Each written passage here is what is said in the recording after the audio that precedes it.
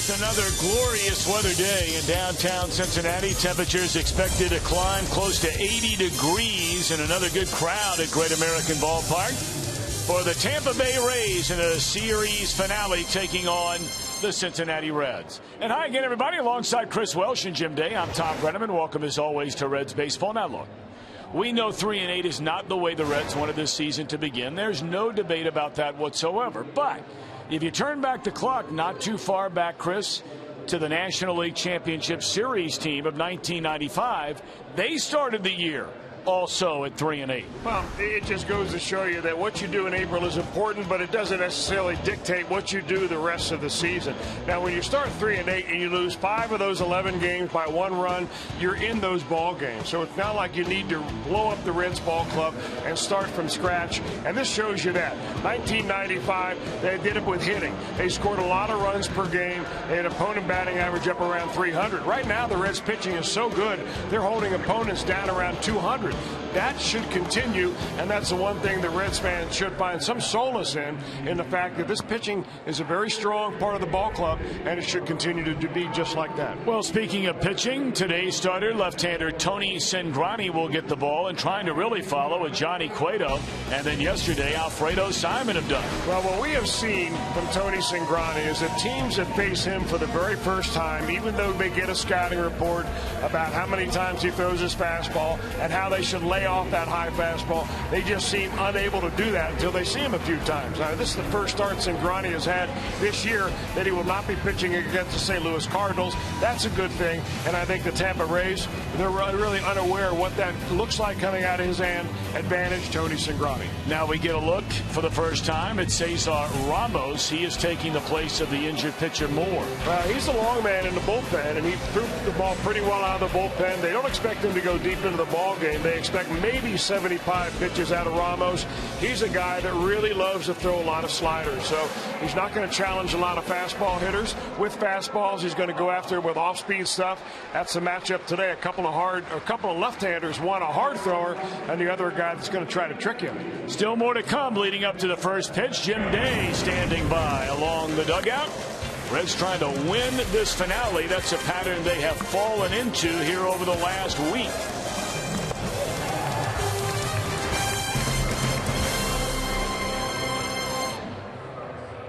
This copyrighted telecast is presented by authority of the Cincinnati Reds and may not be reproduced or retransmitted in any form. And the accounts and descriptions of this game may not be disseminated without the express written consent of the Cincinnati Reds. It is going to be another warm one for us. Temperatures at around 77 degrees at first pitch there at 110, 79 by the 7th inning, and up to 80. Not going to have quite as much sunshine today, but the breeze is going to be up with that. Gusts up to 30 miles an hour. Might have a little bit of play in the ball there, but hopefully today we can turn one out. Let's go, Reds. No question, it's windy on the field as we welcome you back to Great American Ballpark Sunday afternoon tilt. Reds and Tampa Bay coming up. I'm Jim Day on the field, and Brian Price still searching for offense. The big news yesterday was Joey Votto hitting in the 2 slot. Still tinkering with that lineup is Brian Price until he finds something that works. Todd Frazier, for the 12th time in his career, will hit cleanup today. And typically the Reds don't take batting practice on the field for Sunday games, but this morning they took batting practice. We'll see if that has any difference in today's game. Now, the Reds have not won a series yet this season, and they will not win this series, but they have been able to avoid the sweep twice so far this year. At the New York Mets, they won a 2-1 game. That's when Alfredo Simon pitched to Jim, and Manny Parch came up with his first career save, a 2-inning save on that day. And then at the Cardinals, a 4-0 win, and that was Billy Hamilton's 2014 coming out party. Mike Leake, 8 innings pitched, and no-run baseball on that day, so they will try to avoid the sweep today. And with Pittsburgh coming to town, need a little momentum. See if they get it. It's round 3, Rays and Reds. Another tight one, perhaps. Tom and Chris are back with the lineups at first pitch after this. Reds baseball on Fox Sports Ohio, brought to you by your local Ford dealer. Ford, go further by Cincinnati USA. For endless things to do all year long, stay close to CincinnatiUSA.com. By AT&T, mobilizing your world. And by Skyline Chili, feeling good, it's Skyline time. Starting lineup for Joe Madden's Tampa Bay Rays, 7 up, 5 down, brought to you by Meyer. Zobrist moves out into left field today. Desmond Jennings in center, Evan Longoria third, Will Myers in right, Logan Forsythe, his first start of the series, he's at second. Yunel Escobar will bat 6 and play shortstop. Ryan Hannigan, the catcher, will bat 7th. Circled there, the pitcher batting 8th. And the first baseman, Sean Rodriguez, batting 9th. It just goes to show you that Joe Madden just can't help himself as far as experimenting with a lineup. He had 147 different lineups last year, 151 in 2012. And here he's figuring, well, here's the deal on Ramos. I may not expect him to go deep into a ball game, so I'm going to bat him 8th. And it would give me an opportunity to pinch hit one batter earlier for him if the case arises like that. So we are set to go. Zobrist, who started each of the first 2 games at second base. Had 1 hit and 3 at bats, walked twice yesterday, walked twice in the series opener and scored a run. Cingrani delivers ball 1. This one underway. Dan Bellino behind the plate. Jim Reynolds at first. DJ Rayburn, the umpire, at second. And a big day today for the third base umpire, Tim Welke. Working his 4,000th regular season game, and this is his 31st major league year. A native of Michigan, has worked a pair of all-star games, 8 division series, 7 league championship series, and 4 World Series. Only 14 umpires in a history of Major League Baseball have worked more seasons than Tim Welke, and he was recognized for that milestone during pregame introductions today. Good for him.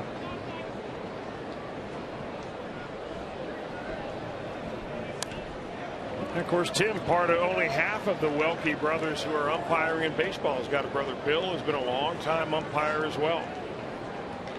In fact, Tim Welke was the crew chief when Major League Baseball this year opened the schedule in Australia. So he made the trip all the way down to Australia to watch over that first series between the Dodgers and the Arizona Diamondbacks.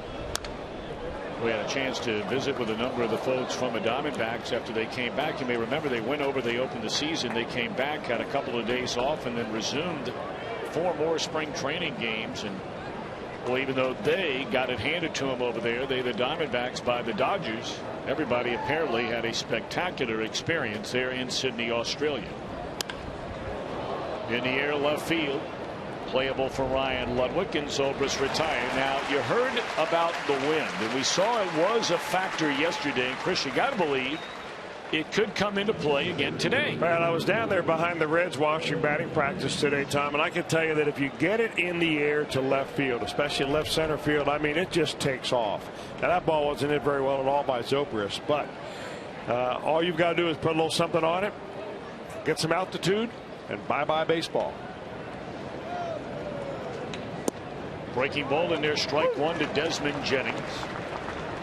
He started the opener, walked twice, scored a run, and came on defensively for the 9th inning in the 1-0 win yesterday. Brandon to his right, 2 gone. Take a look at the Reds on defense, presented by Ford. Pretty much the same group we've seen every day throughout this season. Mesoraco is back in there today after Pena got the start yesterday.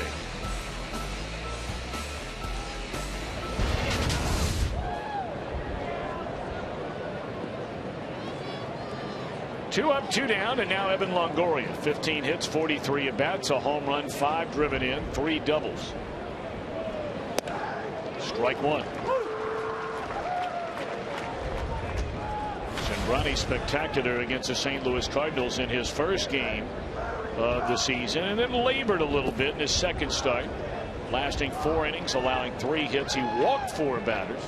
You may remember he had all 3 of the first batters reach against him that last start, and then Yadier Molina hit a bases clearing double. Those would be the only 3 runs that Cingrani allowed, but his pitch count was very high, and they got him out of there after 4. Well, he's really trying to work his breaking ball in a lot here in the first inning. Frazier on the second hop, and a good throw takes care of and the Rays in order. Good start for Mr. Cingrani. Let's see if the Reds bats can come alive against Cesar Ramos. And the head trainer Paul Lassard going all the way back to the beginning of spring training. The Reds with 8 players on the disabled list, the most in Major League Baseball when the year began. Brian Price's starting lineup presented by Meyer. Billy Hamilton, Joey Votto for the second straight day bat second. Brandon Phillips hitting third. Todd Frazier the first time this year. 12th time in his career he's a cleanup batter. Jay Bruce in right with Ryan Ludwig in left. And a ladder third of Mesoraco, Cozart, and Cingrani. First start of the year, he's pitched in 4 out of the bullpen, has Cesar Ramos. Well, 29-year-old left-hander from Cal State Long Beach.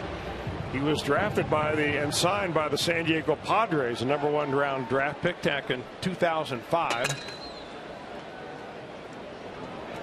And he's filling in for Matt Moore, the left-hander, the very talented left-hander that won 17 games for the Rays last year. Moore right now being evaluated as to whether he will have Tommy John surgery on his throwing elbow. Billy Hamilton shows bunt, pulls it away, looks at a pitch down low for ball 1. Hamilton 5 hits and 34 at bats to begin this year.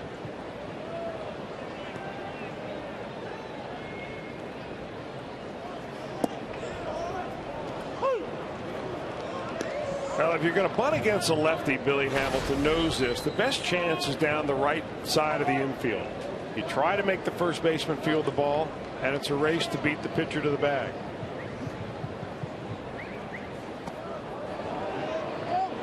They appeal. He did not go around. 2 balls and a strike to Billy Hamilton. We'll see a lot of those pitches out of Ramos. A lot of sliders, a lot of change-ups.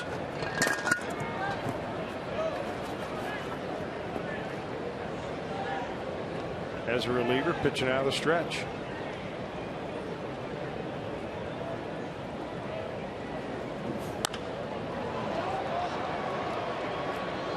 In the air to short right field, and that's an easy play for Will Myers. 1 away. Take a look at Tampa Bay on defense. A very good defensive team, among the best in baseball. Jennings can really go get it in center. Joe Madden has challenged Will Myers to win a Gold Glove in right. And Zobrist down in left field. Forsythe gets a nod at second base. And Sean Rodriguez for James Loney over at first base today.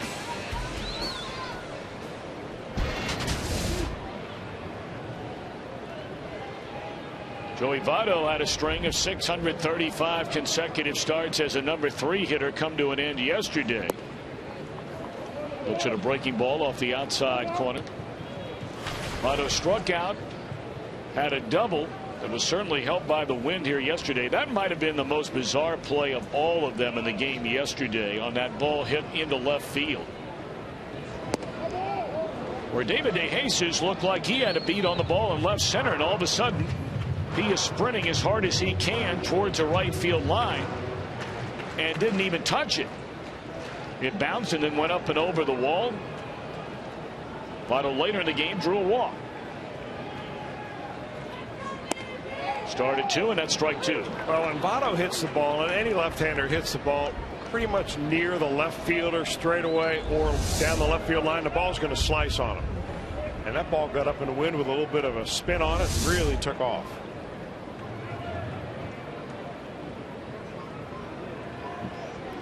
One and 2 to Votto, and Ramos coming to the plate.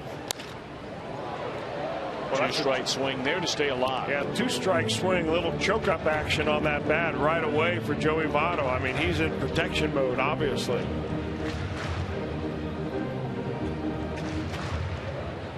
And this is where if pitchers have a pretty decent fastball, they'll try to get the ball in on Joey Votto here, because he's thinking about staying and hitting the ball late, waiting on the breaking ball so you don't get fooled. Boy, he's really kind of crouched more than ever.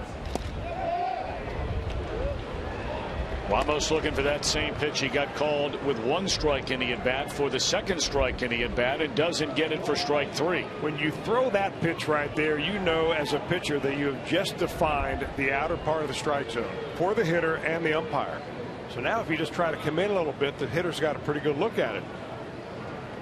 He may want to try something different here. Went the same pitch and got him. How about that?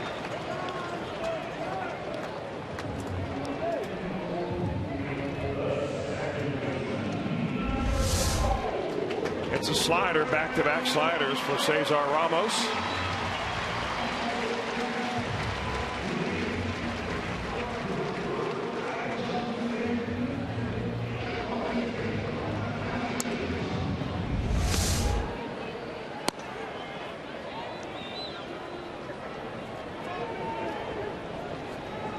Now Brandon Phillips. 13 hits, 44 at bats, a home run, 3 knocked in, a pair of doubles. And takes on the inside corner, a fastball, a strike. Phillips 1 of 4 yesterday. He had 2 hits and had a third taken away on a great play made by Desmond Jennings in the first inning of Game 1 on Friday night. Reds scored 1 run Friday on 4 base hits. They were shut out on 4 hits here yesterday.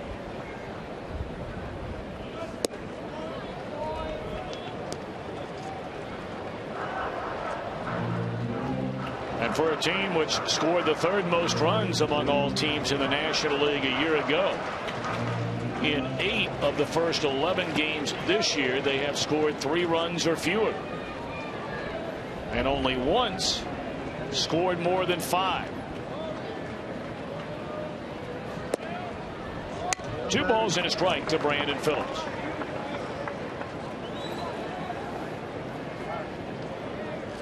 Pirates will come rolling into town, and tickets are available beginning tomorrow. Night game Monday, night game Tuesday, Wednesday a day game, and that'll wrap up this 6-game homestand before a 3-city journey begins. All right. That Brewers team has come racing out of the gate. They lost 2 of their first 3. They have not lost since. Beat the Pirates again last night. Their 8th consecutive win. Pirates and Cardinals each a game over 500. Cubs 3 under, Reds 5 under.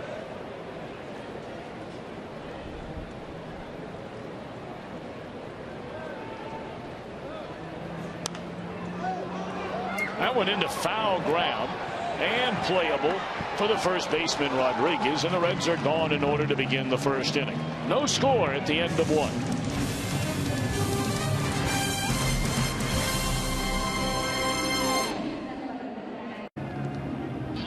Now it's time for our IGS Bringing the Energy. Active pitchers, longest streak of allowing 5 runs or less. Cingrani's done it every start in the major leagues. Every one of them.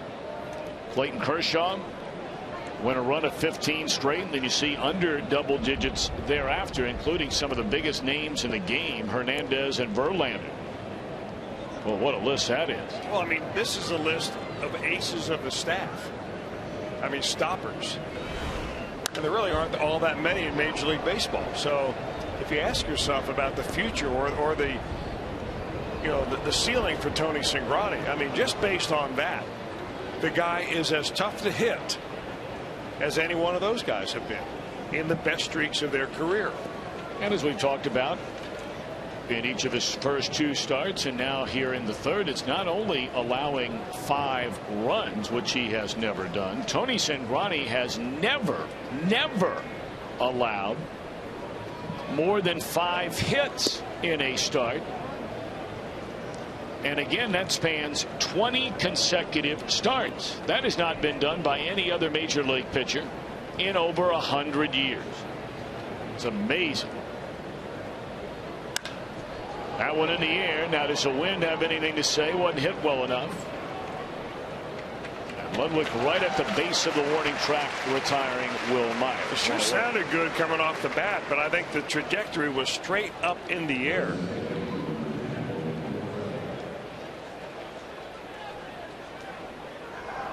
Well, you heard in the weather forecast before the game began from Local 12. They're expecting wind gusts anywhere from 30 to 35 miles per hour as this day moves forward. Temperatures expected to get up to 80 degrees here today, and we understand we're going to have a significant dip at the beginning of the week and then right back to being nice again. So if you're coming out of the ball game on especially Tuesday night, and there are tickets available, so if you're able to make it, we'd love to have you. make sure you bring along a coat, because that front's supposed to come through here and get out right quick, but it will be here.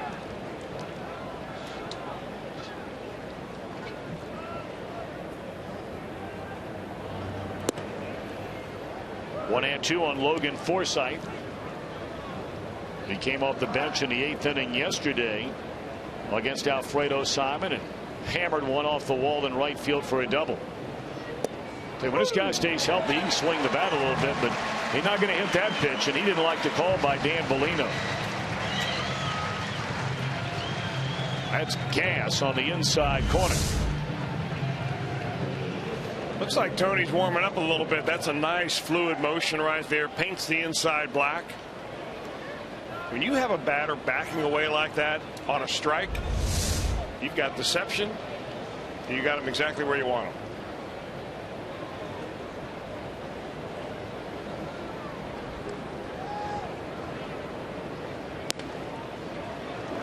The shortstop, Yunel Escobar, looks at strike one. A lot of breaking balls here. Tony Cingrani relied a little bit more on his breaking ball and his changeup his last time out compared to his first outing against the Cardinals. That may have been because he was facing Cardinals for the same team within a week for the second time. It looks like they're making an effort to make sure Tony Cingrani doesn't forget about his breaking ball, use it early to make sure he lets the Rays know that he's got that stuff in his arsenal. 2-1 to Escobar is off the inside corner, ball 3. Radar gun shows that Cingrani not throwing as hard as he did in that first outing against the Cardinals. 3-1 pitch popped up. Should in the inning. Votto into foul ground, and it will. Back-to-back perfect frames for Tony Cingrani.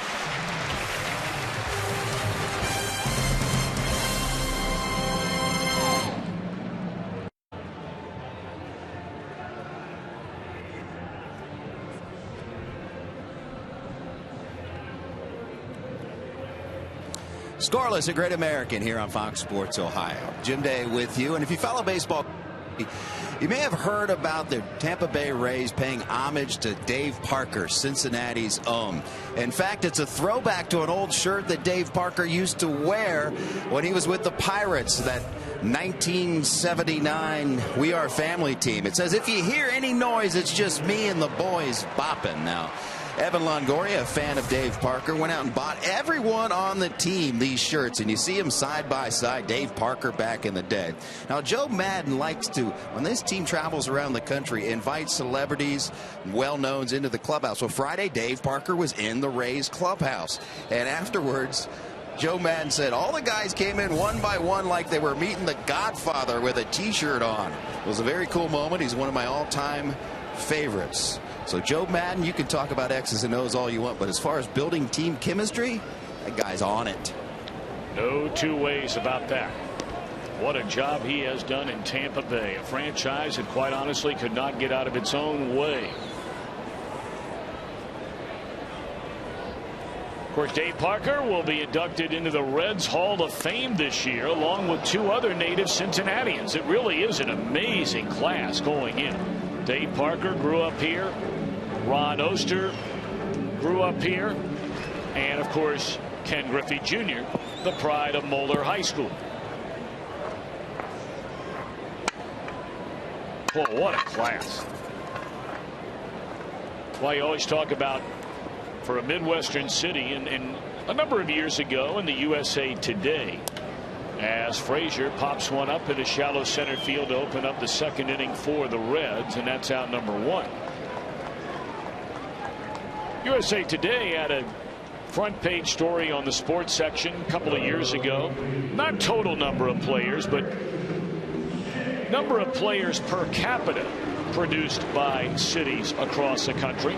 And only Tampa, Florida had produced more Major League Baseball players, again, per capita than Cincinnati, with the obvious built-in advantage of a city like that weather-wise compared to our town.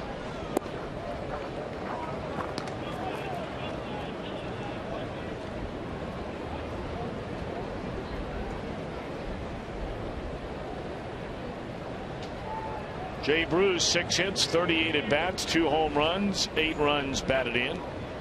And once more, another team, another at bat, another shift employed defensively when Jay Bruce steps into the left-handed batter's box.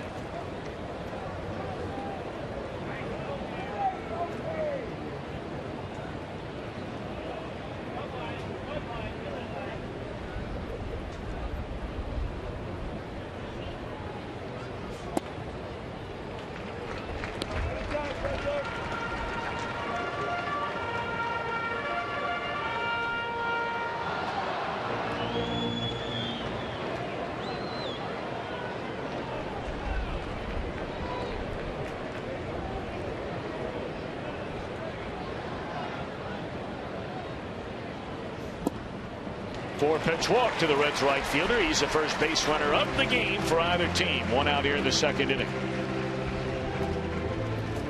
Tom, you bring up the talk about Dave Parker and, of course, Ken Griffey Jr.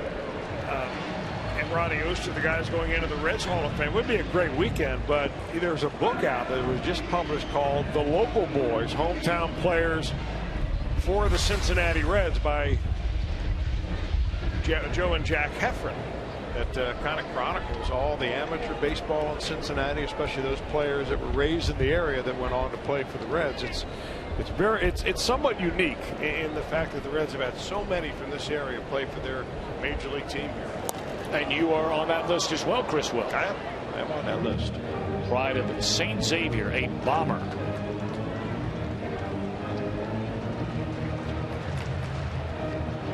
And of course, that higher education at the University of South Florida, and then here to the big leagues, where you eventually had a chance to play for your hometown team. Did I hear you? No, you didn't. I just like ribbing you, and when I look at you, I start laughing about it. You know that. That's no ill intent. You mean when you look at me and say higher education in the same sentence? No.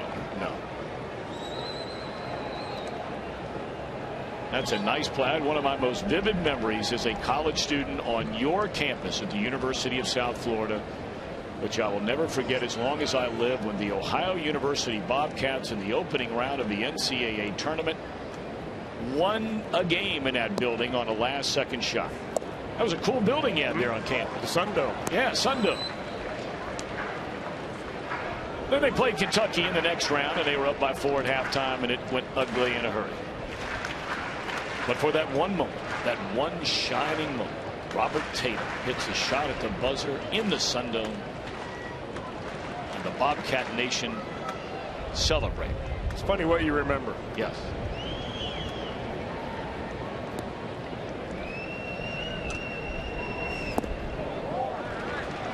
Well, after walking Bruce on 4 pitches, now Ramos has gone to 3-1 on Ryan Ludwig. Yeah, Ramos is having a hard time controlling his fastball. I mean, his slider is his go-to pitch, even with a right-hander up there. He likes to sink it down and in, really get ahead with the fastball, and then throw that slider right down at the back foot of the right-handed hitter. Right now, he's more worried about finding the strike zone right here. Good hitting spot here for Ludwig. Back-to-back walks.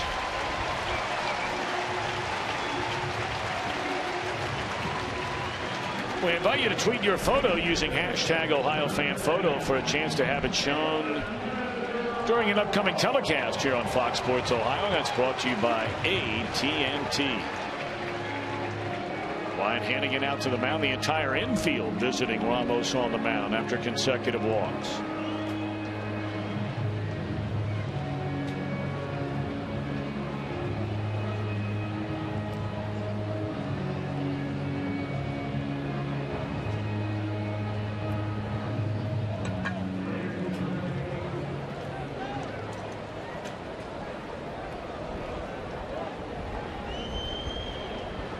Devin Mesoraco, his first 11 hits since being activated from the disabled list in St. Louis earlier in the week.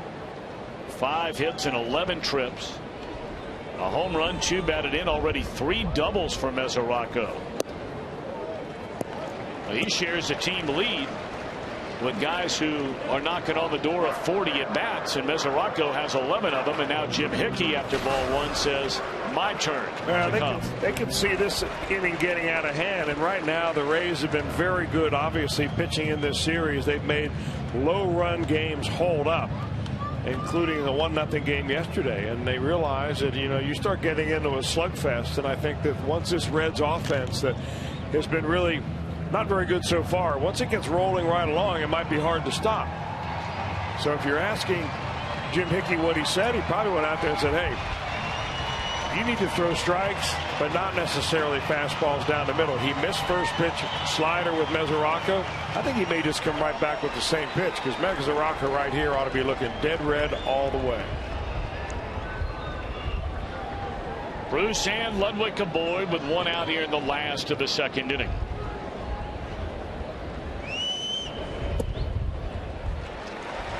Yeah, there's a slider, but he missed.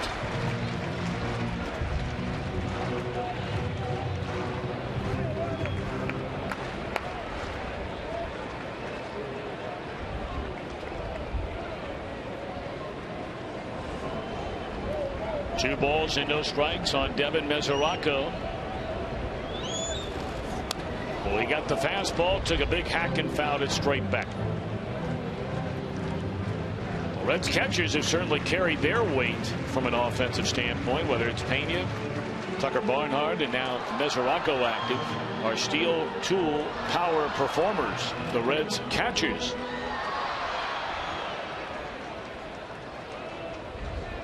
Mesoraco hoping to add to all of those numbers right here and right now with 2 on and 1 out.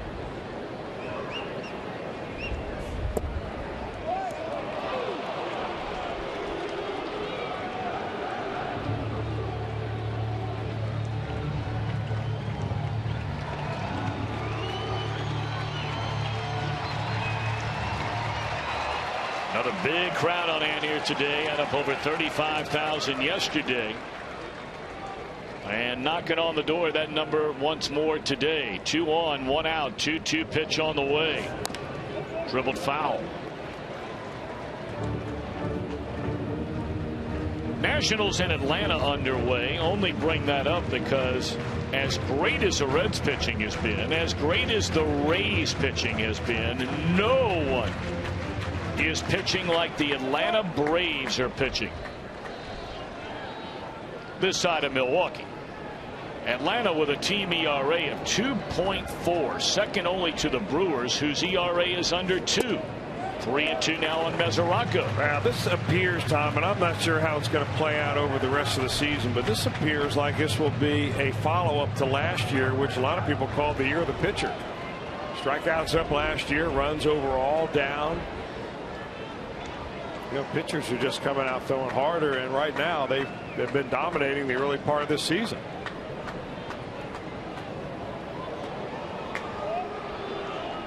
That one hadn't worked in a while.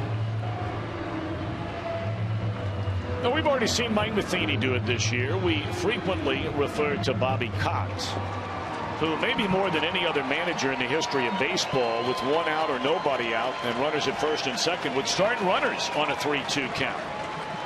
Would the Reds do it here with Mesoraco batting? No. And that one fouled out of play. Well, you do it when you feel like your hitter is a cinch to make contact.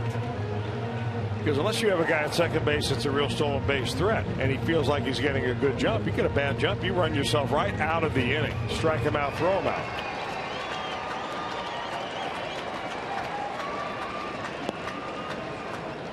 Not much of a lead at second base with Jay Bruce. 8th pitch of this at bat, Ramos against Mesoraco with 2 on and 1 out in a scoreless game. 3 balls, 2 strikes a count, and Ramos finally okays a sign with Ryan Hannigan. They go this time, and it's ball 4, and Ramos has walked the bases loaded. 3 in a row after retiring Frazier to begin the inning. Well, patience is paying off for the Reds here. They've got a pitcher that's having a hard time finding his zone. Rather than being too aggressive early in the count, they're just waiting back, making this reliever turn starter to come in and challenge somebody. The Reds have averaged fewer than 3 walks drawn per 9 innings so far this year. 11 games, 32 walks, and here they've walked 3 consecutive batters. In the second inning to load him up for Zach Cozart. Ball 1. Now, I really believe that stat you just said about the Reds not receiving a lot of walks prior to this game has to do more with the pitching they face and them being patient at the plate.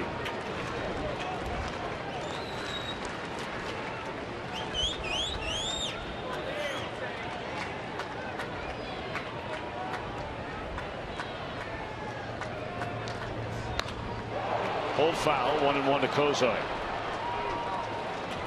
Well, certainly the Reds are hoping that the tide started to turn in Cozart's favor yesterday. He had a double down the left field line, just his second hit and what was his 30th at bat. Was hit by a pitch later in the game. In his career, 1 of 4 with the bases loaded.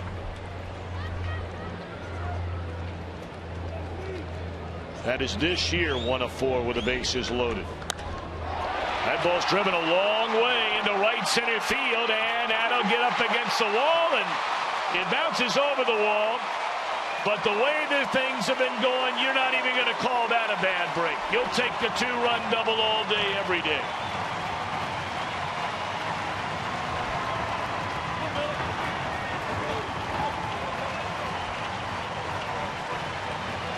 That's an excellent in-bat adjustment for Zach Cozart. The previous pitch he hooked very far foul, but he told himself, I'm going to stay behind this ball. I'm going to make sure that I don't jump out at it too quickly. And he did that, and boy, he drove it in his gap, which is right center field, a long way right there. So things beginning to pick a little bit up. A lot for Zach Cozart and a little bit for this Reds team. Now you got a pretty good hitting pitcher up there in Cingrani. Infield in, runners at second and third with 1 out. 2-0 Reds. Ball 1.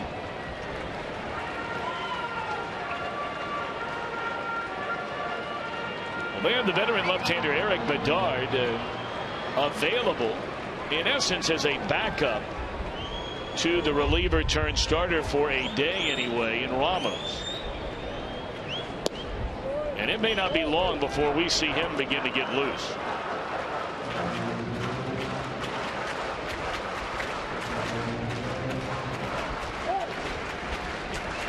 Cozart doubles now in consecutive games, drives in a pair, and the Reds looking for more with 1 out and runners at second and third.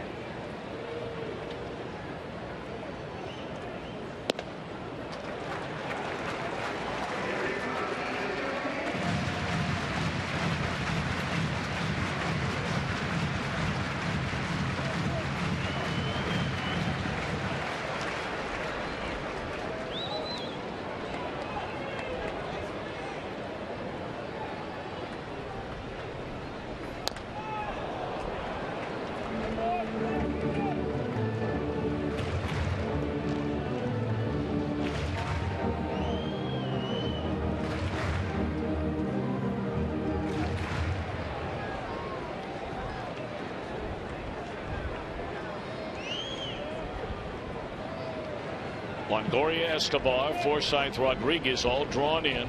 2 balls, 2 strikes, 1 out to Cingrani. And in the air, foul territory. Out of play.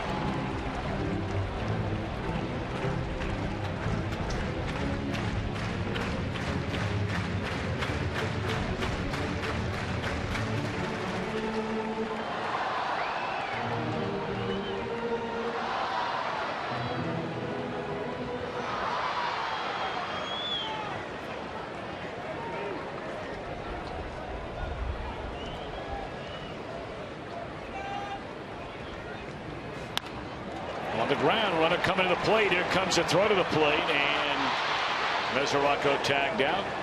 And Cingrani is now standing between first and second.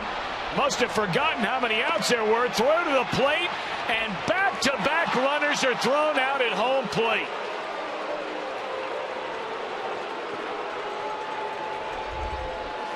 Wow. It was not a good base running day yesterday, and even with 2 runs in this inning, hard to swallow the way it comes to an end.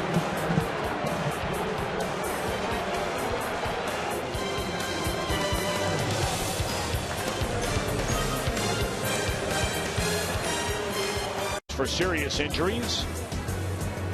Well, 1-800-ELK-OHIO, 1-0 games in Great American Ballpark history. We have already had more this year than any month of April, obviously, in the history of the ballpark. You're talking about 14 of them all told since it opened. Last year, 4 the entire year, 3 in the first 2 homestands. First 2 series. Chris, what in the world happened in that inning? Again, maybe the comments about this is the year of the pitcher might be something to that. Here's the play again. Tony Cingrani puts it in play. The Rays are playing the infield in. So with Mesoraco going on contact, he's easy. But maybe, and that's the only thing we can figure, is that Cingrani forgot how many outs there were. So he's going to roll around to second base. Maybe he was just trying to get there thinking that Mesoraco would stay in the rundown long enough to be able to get him to second base. That didn't happen. So we had seen, well, time to bring it out, isn't it? The toot bland. 2 times on 1 play right here at Great American Ballpark. April 13th, 2014. A double toot bland. Thrown out on the base paths like an incomplete. Reds have had 5 runners now this season in 11 games and 2 innings thrown out at the plate.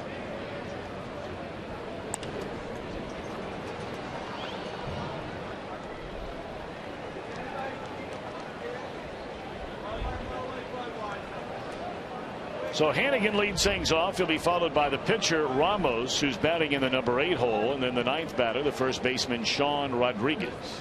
Reds with a 2-0 lead here in the 3rd.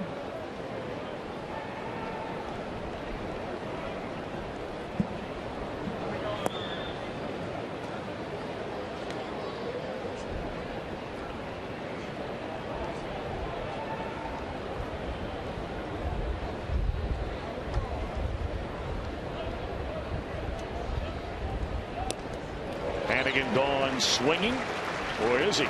Yes, he's out. Hannigan waited to see if he foul tipped that ball, and Tampolino, the home plate umpire, said no contact.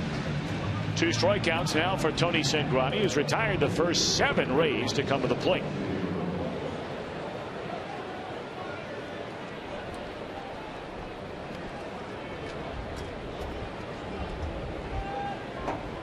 I'm sure we've seen it from more than just one other manager, and of course the first one that would come to mind would be Tony La Russa. Maybe Reds opponent-seeing manager has batted the pitcher 8th before. I don't recall off the top of my head, Chris, but we're seeing it again today by Joe Maddon.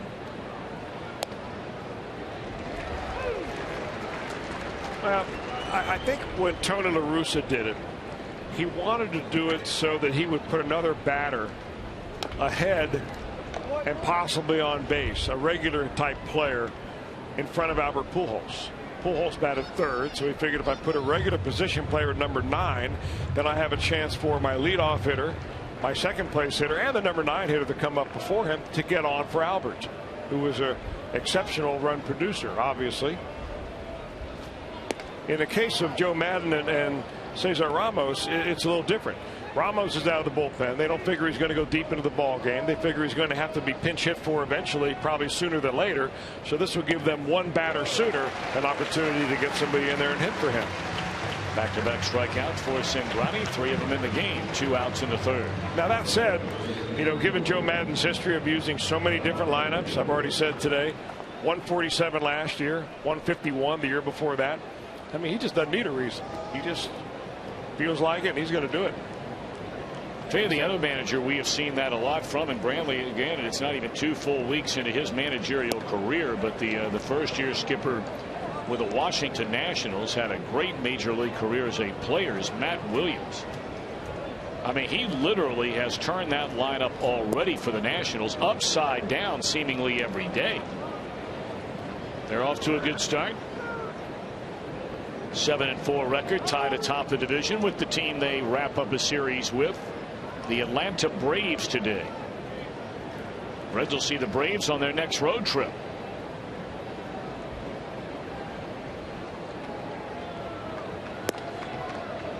(3-0) to the left fielder, to the first baseman, I beg your pardon, batting in the ninth spot, Sean Rodriguez. 2 hits and 10 at-bats, a home run, 4 driven in.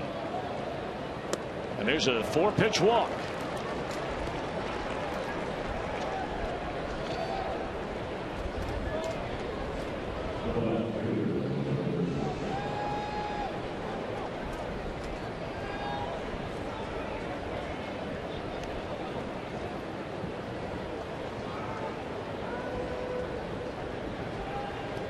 Now Ben Zobrist, who starts in left field. He flied out that way, leading off the game.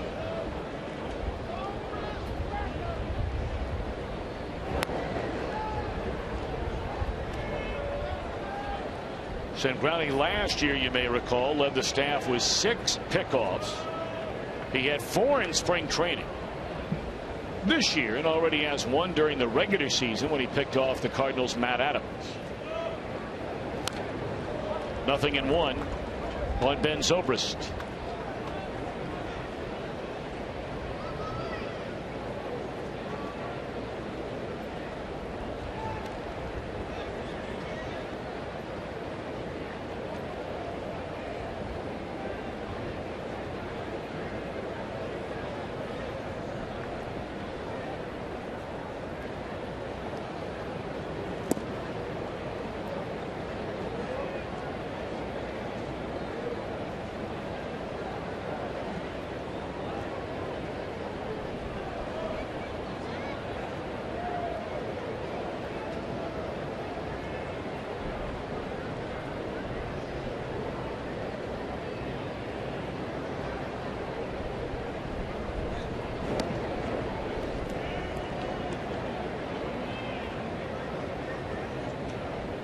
We're talking about pitching already this year in all of Major League Baseball, and the Reds have seen already 2 of the top pitching teams in the game in the Cardinals and these Tampa Bay Rays. There's a breaking ball too low. Pirates come to town fractionally with an ERA better than the Reds at 3.2, and the Reds will see the Cubs. Even at 3 games under 500, they're below 4 runs allowed per 9 innings. Pittsburgh again, and then Atlanta, as we mentioned, second only to the Brewers in team ERA. That ball is hit very hard into left field, and we are tied on a walk and a 2-run home run. This one from Ben Zobrist. Well, the error on the base pass seemed to suck some of the energy and some of the momentum out of this ball game, and this really takes care of that. So you start at square one right here after Ben Zobrist gets just his 2nd hit with runners on base all year long.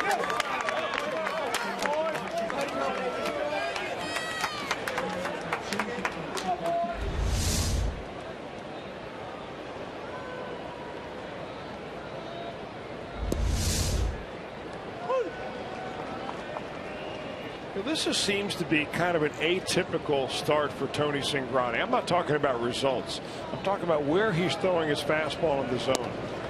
I mean, normally we see him pitch more north and south. And today, maybe the fastball's not there. We're looking at the radar gun. He's throwing 90, 91 miles an hour. Against the Cardinals, he was throwing 94, 95 miles an hour. And those few miles an hour make a big difference when you go up the ladder. He's throwing more of those breaking balls. He's pretty much scrapped his curveball this year after throwing it last year as his breaking ball. He's gone to his slider as his go-to secondary pitch along with his changeup. We just don't see him rear back and give it the gas and just kind of smoke at the throat type of an approach that we've seen Cingrani do.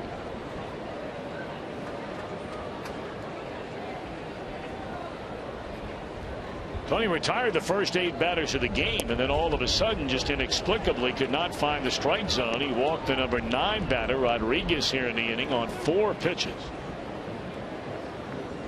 Fell behind Zobrist, and he hammers one to the seats in left center field, and just like that, We're tied at 2.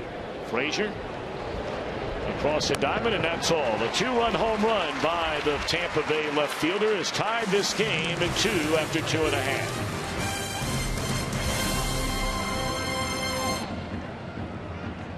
Ohio. Jim Day with you up in one of the suites and welcoming in a special guest. In fact, if you watch the sitcom The Office, you know this guy. He's Jake Lacy, and throwing out the first pitch here today, taking in a Reds game.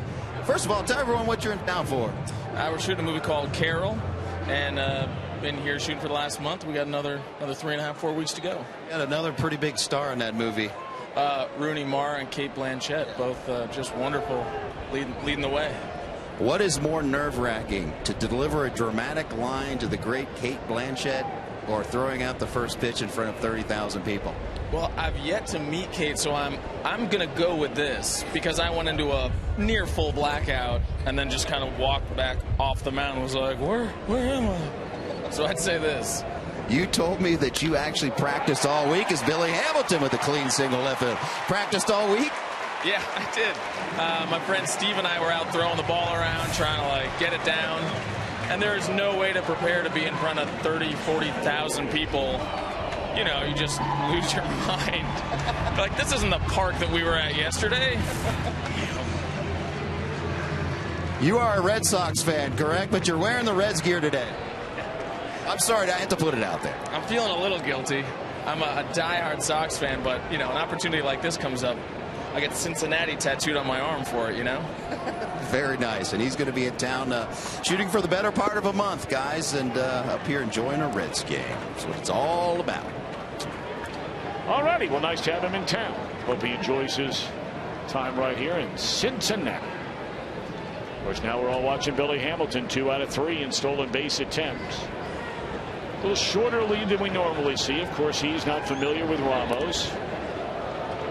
But you want to see a few of those.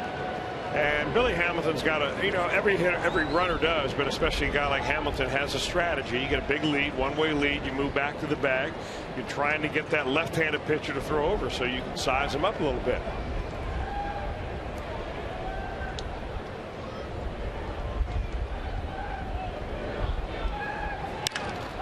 That ball clobbered into deep right center field. Long gone for Joey Votto.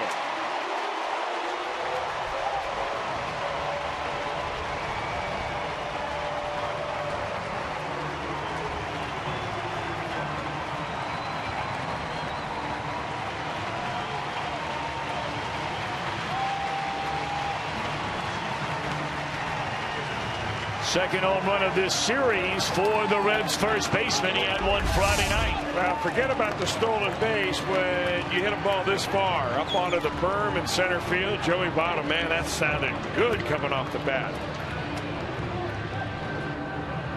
And interesting, really, that was a fastball from Cesar Ramos. He struck out Votto his last time up on a couple of breaking balls, but with Billy Hamilton at first base, didn't want to take a chance throwing a curve. So he threw the heater. Votto figuring, I'm getting a fastball. See you later. Baseball and pitcher. So Ramos' last 2+ innings gives up 4 runs, and they'll bring in a right-hander from the bullpen, Brandon Gomes. Boy, Votto hit that ball a mile to straightaway center field. So be our skyline call to the bullpen. Reds lead 4-2. Pitch, you just saw it happen. Joey Votto in the first inning facing the left-hander Cesar Ramos strikes out on that breaking ball right there. So you figure Ramos would like to throw the breaking ball again when Votto comes up. But Billy Hamilton's on first base, worried about the stolen base. He throws a fastball, and Joey Votto hits it a long, long way. That was the Billy Hamilton effect right there, and the Reds put 2 more on the board. A new pitcher on the mound is Brandon Gomes.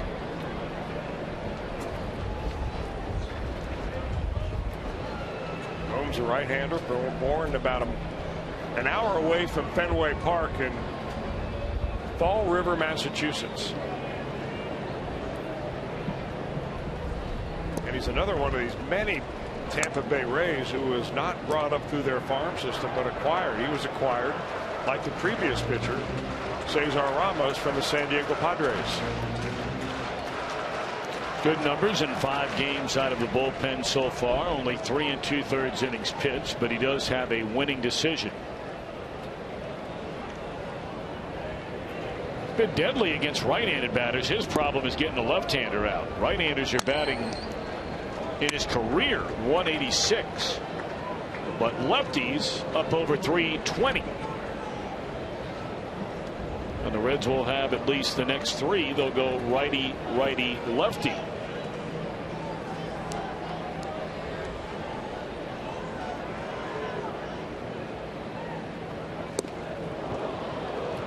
Two-0 breaking ball had Phillips nearly spinning himself on the ground.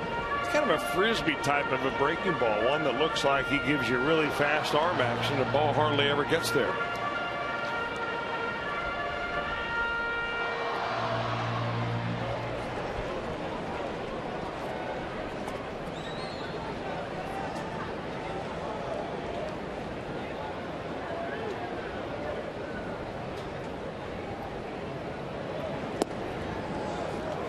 Two and two.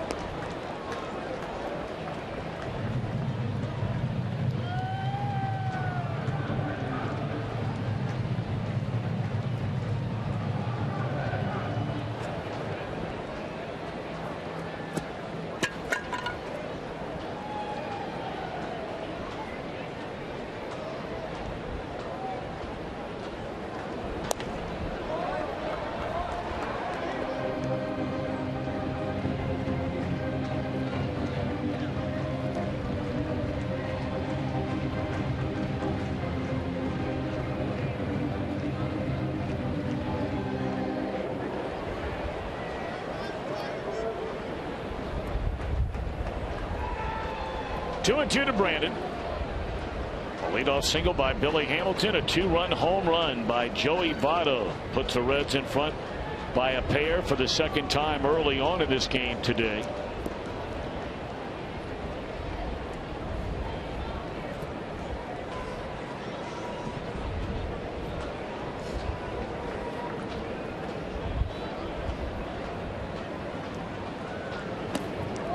Ball 3.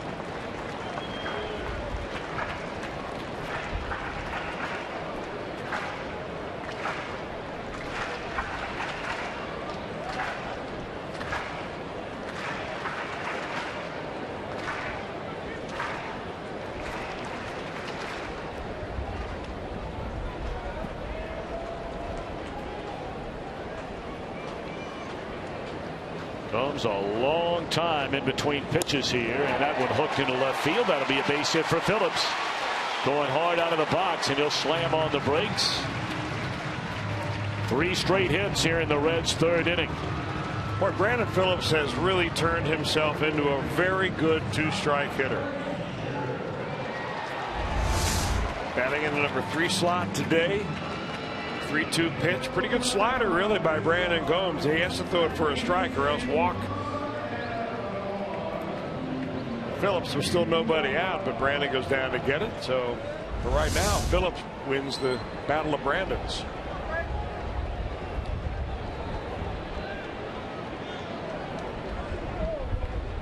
Well, I tell you what, you can't slip anything past Chris Welsh. A battle of the Brandons.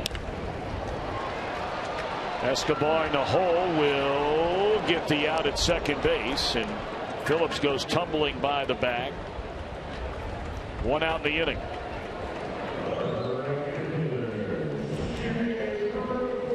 Well, right now at FoxSportsOhio.com, who's faster, Billy Hamilton or Deion Sanders? We've got the answer with video to prove it. An Ohio State freshman kicker trying to make a name for himself, even though no one else knows how to spell his name. Plus, during this and every home game, you can chat with Hal McCoy, the Hall of Famer, using our Game Day Live feature at FoxSportsOhio.com. Brought to you by 1-800-SAFE-AUTO. Drive safe, spend less. Of course, they had the big spring game up in Columbus, Ohio yesterday. Ball 1 to Jay Bruce.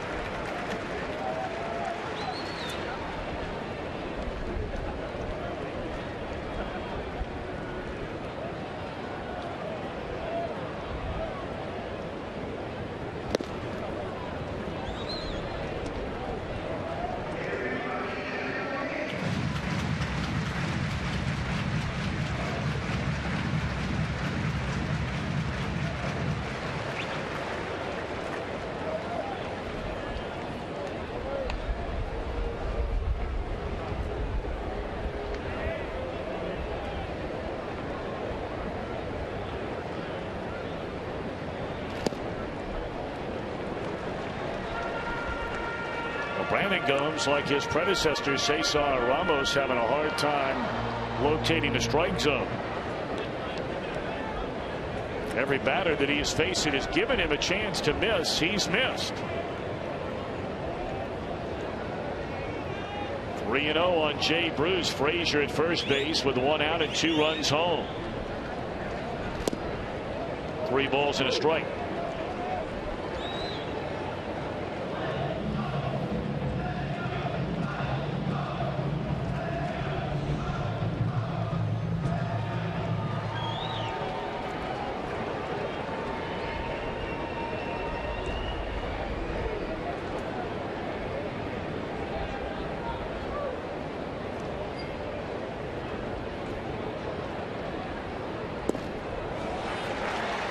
And there's a walk to Jay Bruce.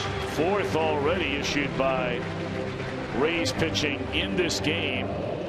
They did not walk a batter yesterday.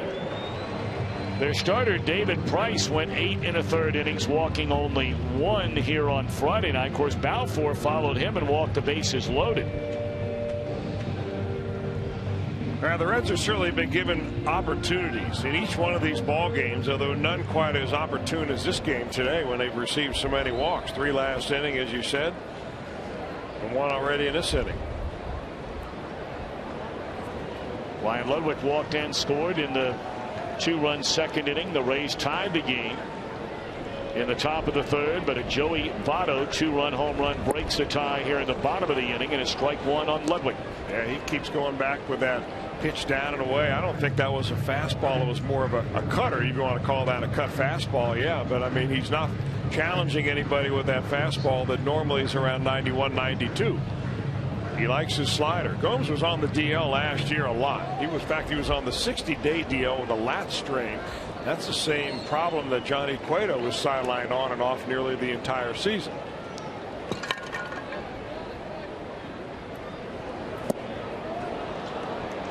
Back-to-back cutters. Good spot. Had a great spring training, did Gomes. In fact, he did not allow a run in 9 scoreless innings this spring training, and that pretty much secured his spot in the Tampa Bay bullpen. And these are the first 2 runs he has allowed in this his 6th outing of the regular season.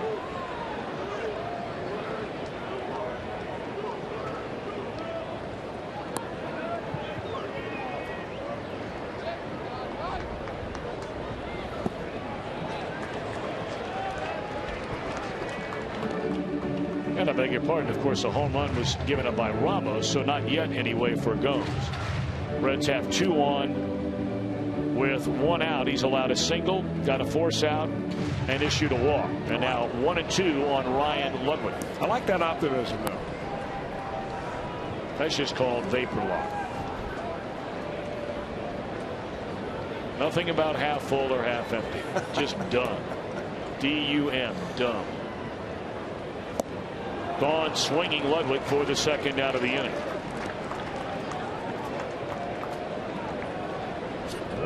Well, for Red, it's at Toyota sign out in right center field today. Jennifer Gross of Cincinnati will win the beautiful new Tundra that you see every day here at Great American Ballpark out in left center. And you can register for a chance to win it. Just stop by your Cincinnati and Northern Kentucky Toyota dealer.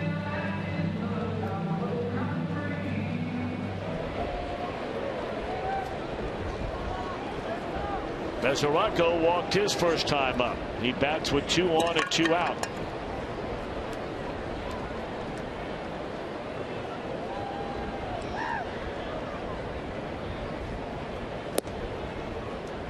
And there's that breaking ball. First pitch strike. Underway in the bottom of the 1st inning. Pirates at Milwaukee. Likewise for the Cubbies in St. Louis.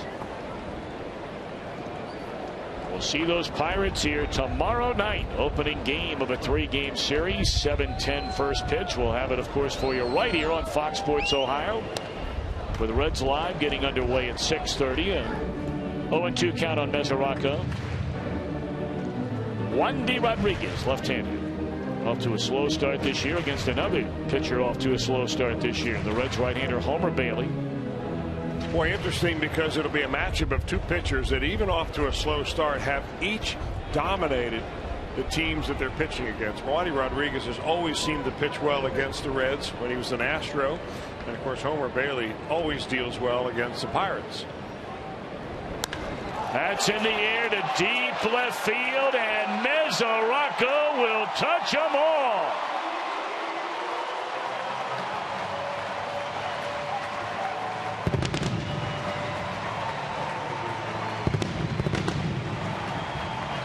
Tell you what, Chris, that's a guy they might want to think about moving up in the batting order a little bit, the way he's swinging the bat. He came right out of the DL swinging the bat, had a couple of doubles in his first game. That was in New York, and I'll tell you what, Devin Mesoraco, is he some kind of strong or what? This ball went out of here like a rocket shot into the second deck of the left field bleachers.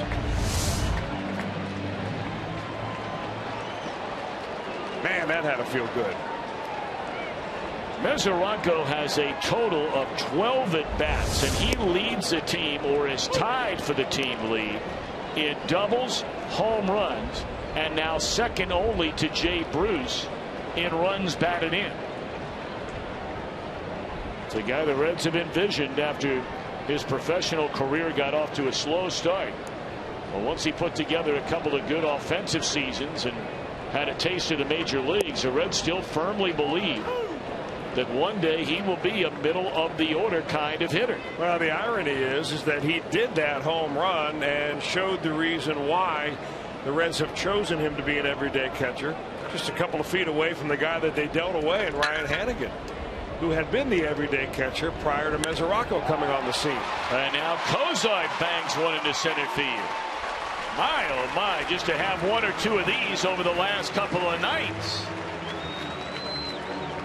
And Cozart has as many hits and 2 at-bats today as he had in his first 31 trips to the plate all year. So maybe yesterday did indeed turn him in the proper direction.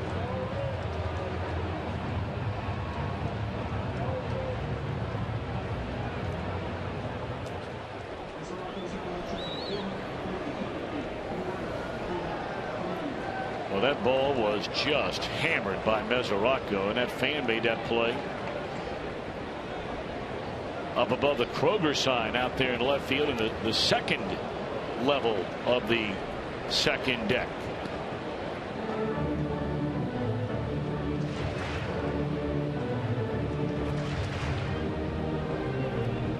A 5-run third after a 2-run second, and the Reds lead 7-2.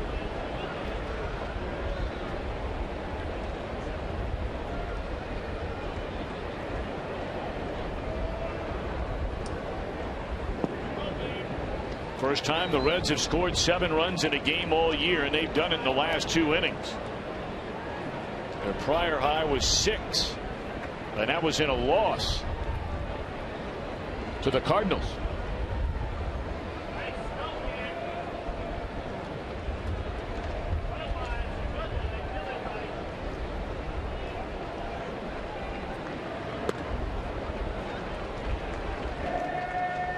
You had to figure if you're Joe Madden, you're sitting around and you're thinking, man, we have made very little offense hold up to win the first 2 games of the series. And normally when a team is shut down offensively the way the Reds have been, you know they're better offensively than what they've shown. And when they come out of it, you come out of it in a big way.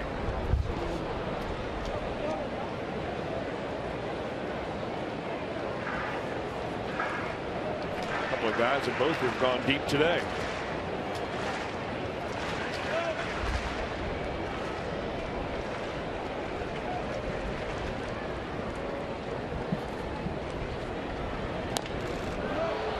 Not going to be an easy play for Longoria.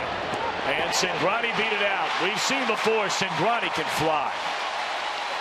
Long legs, long strides, and he can scoot up the line. That's already his second infield hit this year.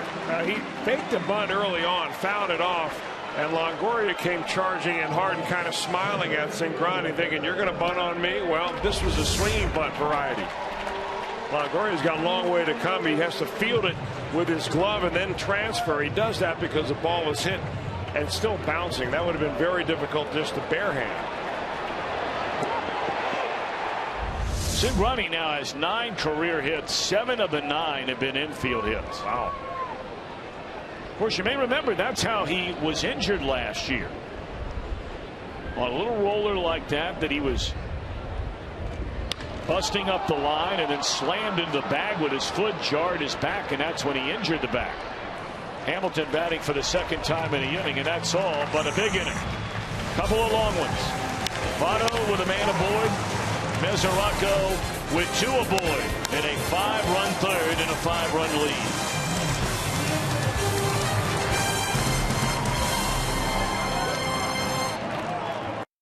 All right, Mother's Day is right around the corner now, gang. Give Mom the gift of baseball this year and buy one of the exclusive Reds Mother's Day packages here at the ballpark. A delicious brunch buffet and a luxurious riverfront club, or a post-game parade on the field. Take home a special keepsake photo and frame to commemorate the special day. Plan your Mother's Day celebration and come right down here to the ballpark. Visit Reds.com/Mother's Day.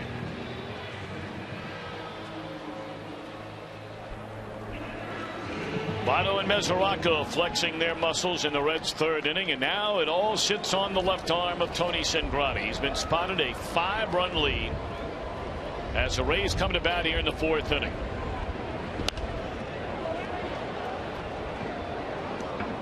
Tony retired the first 8.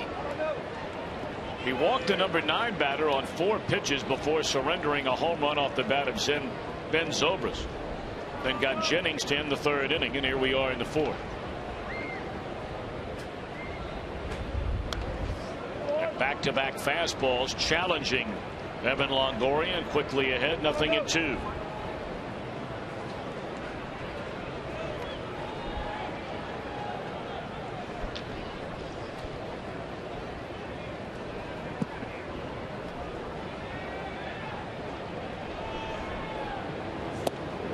That's good morning, good afternoon, and good night.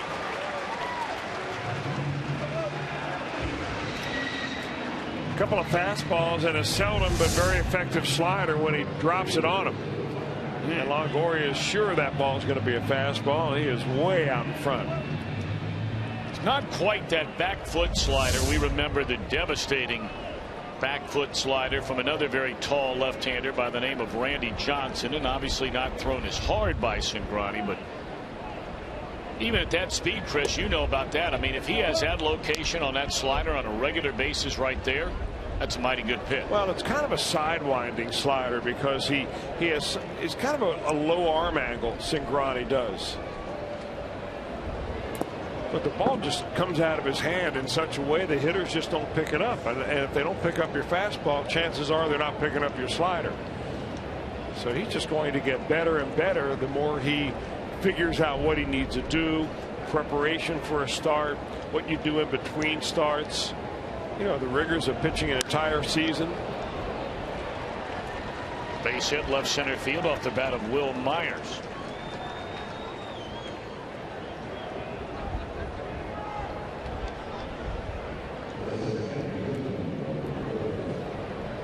Rays are pretty excited about Will Myers. You can understand why. Very young, already has won the Rookie of the Year award. That was last year.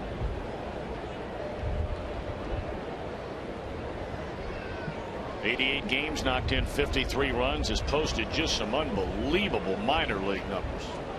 109 runs batted in 1 year last year between the minors and the majors. He knocked in 110 runs. You don't see many minor leaguers anymore knocking in over 100. This guy's already done it twice.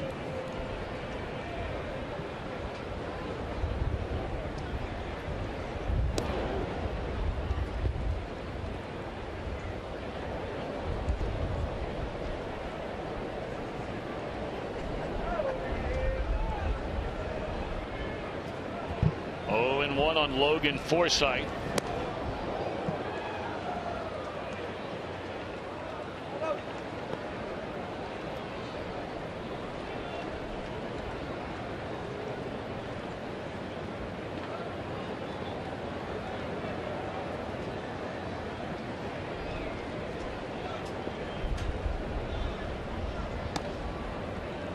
High and tight, 2 in a row. 2 balls and a strike.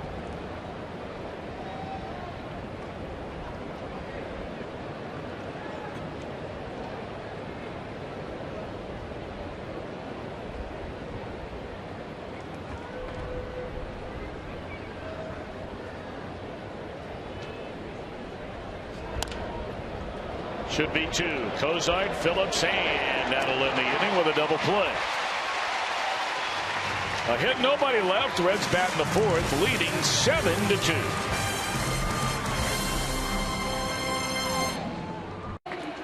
Well, the Columbus Blue Jackets are in the Stanley Cup playoffs. Keep up to date with full coverage of their series against the Pittsburgh Penguins.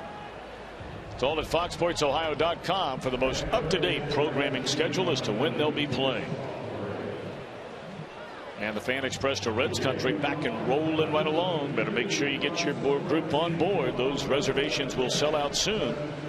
Call the Reds Group Sales at 513-765-7600. 1 inning, 3 runs allowed for Gomes in relief of Ramos, who gave up 4 in 2+ innings. And the Reds will bat in the bottom of the 4th inning, leading 7-2. Chris, against a new pitcher. Yeah, left-hander Jeff Beliveau. If you're a Cubs fan, you may remember him. He had a cup of coffee with the Cubs back in 2012. He was originally drafted by the Cubs. That was a 2008 draft, and then selected off waivers by the Texas Rangers. And it was from the Rangers that the Rays bought his contract last April. So he comes into this ball game having pitched in only one inning in one game.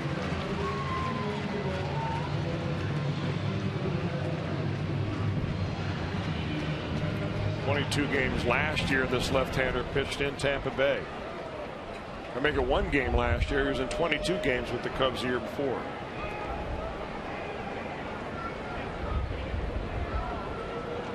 Well, the young man, as was Gomes, from the Northeast, as you mentioned, Providence, Rhode Island, born and raised, still makes his home. Yeah, just called up today. So.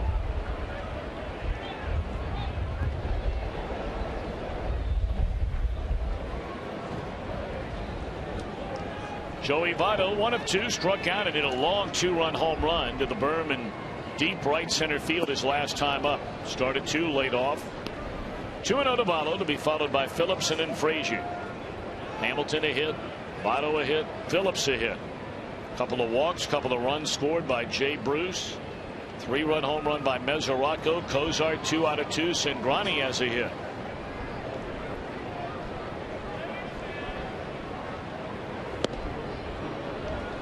The next Reds hit in this game would match their total from the first 2 games combined against this very talented Tampa Bay pitching staff.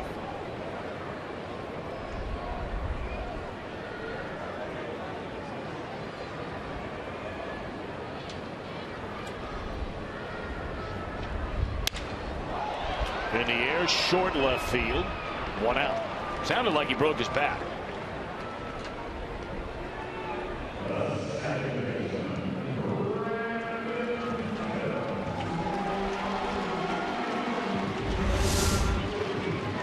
Our Phantom Cam at 5,000 frames per second. If he didn't break it, he sure vibrated it.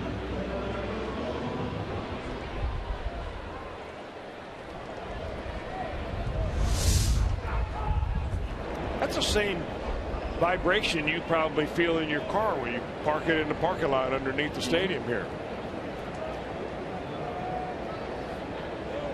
Bumping it into those concrete posts.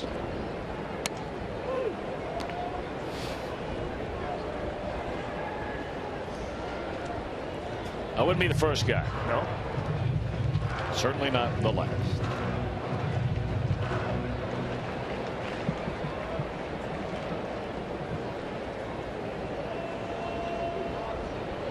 Oh, and 1 account on Brandon Phillips. Had a single in the 3rd inning.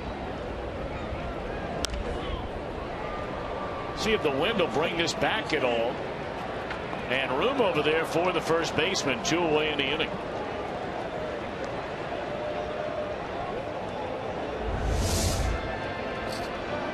Sean Rodriguez, he's played all around the infield. In fact, he is more oftentimes a middle infielder than he is a first baseman. He plays in the outfield 7 different positions for him a couple of years ago with the Rays.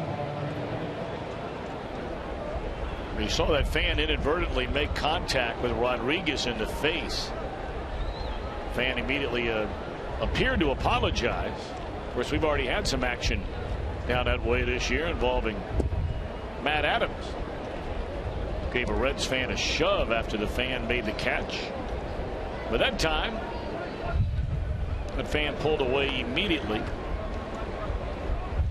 Rodriguez still shaking his head over there.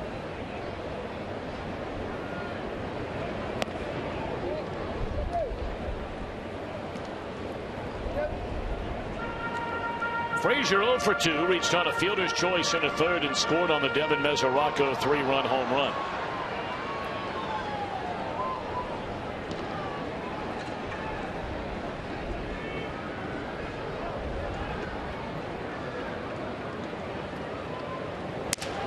Broken battle liner back to the mound, and that's all for the Reds. They go in order against Bellevue. On our way to the fifth, Reds in front 7-2.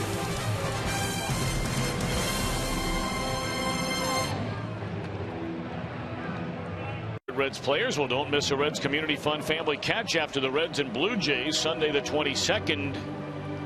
You can select from 2 packages that'll include the opportunity to play catch right on the playing field. 2 tickets to the game and more.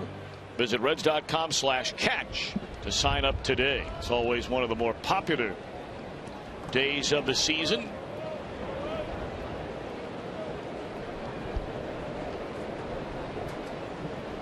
Tony Cingrani with a 7-2 lead. The Rays bat here in the fifth, and Escobar first pitch swinging into center field, and that's a base hit. First pitch breaking ball there by Cingrani.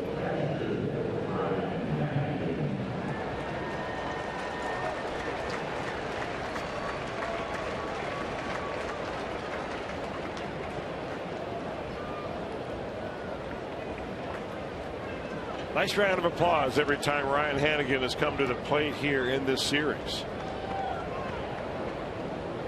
Interesting note in the Tampa Bay Rays media notes this morning. And it pointed out that Ryan Hanigan has caught 13 shutouts in his last 77 starts, dating back to when he caught Homer Bailey's no-hitter in 2012 against Pittsburgh. They'll give you some good little nuggets in those notes every day. They do a nice job with the Rays. I like the way they headlined it is with coincidence with a question mark. And if you've ever pitched, you realize that the relationship you have with your catcher is never just a coincidence.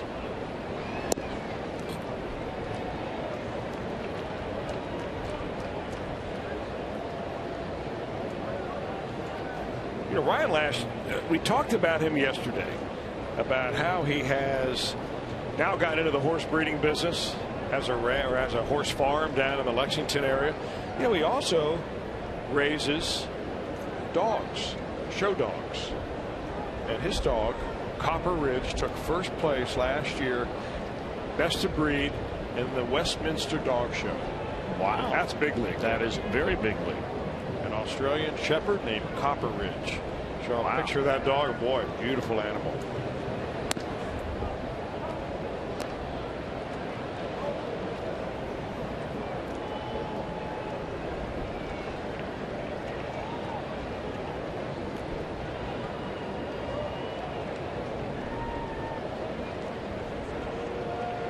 He'll make you throw strikes. What Cingrani doesn't do, and now all of a sudden with a 5-run lead, a single and a walk down at the bottom of the order, and the Rays have a chance to make some noise. They're going to send up a pinch hitter. Brandon Geyer will come on to bat for Bellevue, who works a perfect inning. And of course, coming up later in the game, as always, we'll have our Miller time moment.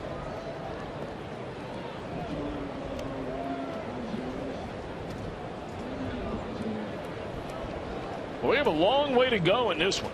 Now, we have not seen Joe Madden, even with a runner at second and nobody out, first and second, nobody out, use a bunt. His team's down by 5 here. Got 8 and 9 in the batting order and no sign of a bunt on the first pitch. Granted, you're down 5, but some managers don't mind the idea of trying to peck away. But they're looking to try and make something big happen in this 5th against Cingrani with 2 on and nobody out. 0-2. One of the better fastballs Cingrani has cut loose today. Stayed behind that ball nicely, keeping that front shoulder in there. He was flying open big time against Hannigan. Probably trying to throw it too hard.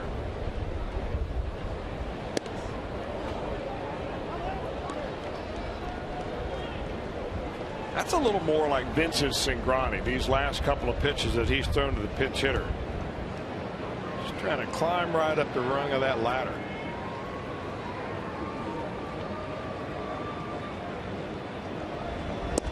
Gone swinging is Geyer, the 28-year-old rookie. 5th strikeout for Tony Cingrani, 1 out. And he gets another strikeout, 5 of them in the game now for Tony, and it's on a fastball. He went downstairs with this. I mean, that's a mismatch right there. Threw it right by the pinch hitter Geyer, and that makes Tony Cingrani strike out right there. Our Cholula flamethrower of the day at 92 miles an hour.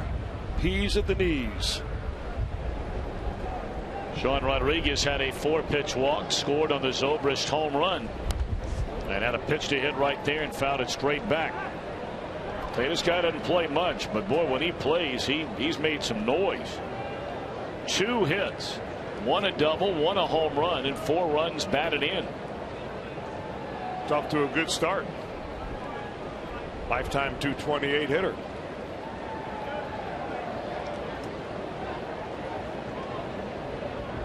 Came up originally with the Angels, and now behind 0-2. Parts of season, small parts in 08 and 09, came to the Rays, and for what they asked him to do, he's done a good job. Spot playing time, anywhere from 15 to 20 plus doubles. Knocked in 40 runs a couple of years ago. Now last year did not play nearly as much as he had in prior years. But there aren't many bench players that you see get spot playing time and knocking in 40 plus runs, swing and a miss, and he is out of there for the 2nd out of the inning. Completely different body language for Tony Cingrani after he walked Ryan Hannigan. He came back and got Brandon Geyer, the pinch hitter, on a fastball. That's the best breaking ball he's thrown all day. But I mean, he's coming in to get the ball from Mesoraco. He's kind of stomping around the mound. He's picked up his pace a little bit. I mean, there's a little bit more energy going on now in Cingrani than there was in the first 4 frames. That's what you want to see out of a guy when he gets runners on base. Now Zobrist hit a long home run his last time up with a man aboard, accounting for the only 2 Tampa Bay runs of the game.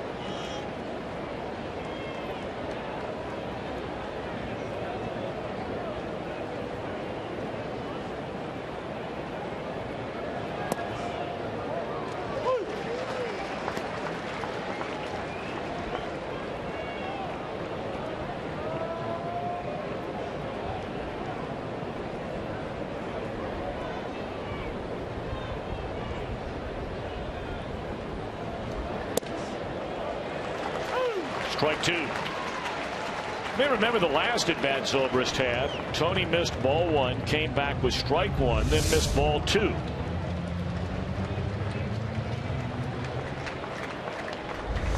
And it was a 2-1 pitch where Zobrist clubbed the home run. This time on 1-1, catches the edge of the strike zone and now tries to put him away.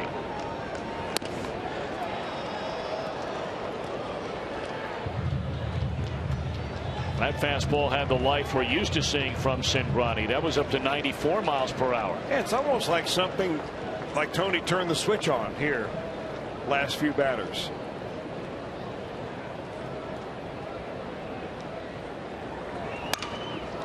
Boy, he just obliterated that bat in the hands of Zobrist at 93 miles per hour, and that's all. Single and a walk to begin the inning. Strikeout, ground out.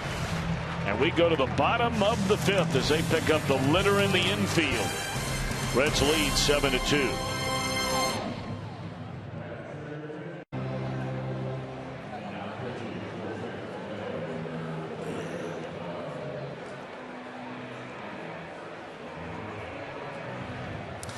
Catch Fox Sports Ohio's coverage of the Reds during the 2014 season with MLB.TV Premium, the #1 live streaming sports service celebrating 12 years. Watch every out-of-market game live in true HD on over 400 devices.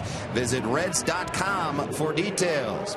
Jim Day back with you, and I hold in my hand a scorebook. And what is a dying art form in baseball, unfortunately, is scoring a baseball game. Well, the Reds are trying to help you with that. In fact, today, giving a little bit, I guess you'd call it a seminar of how to score the game.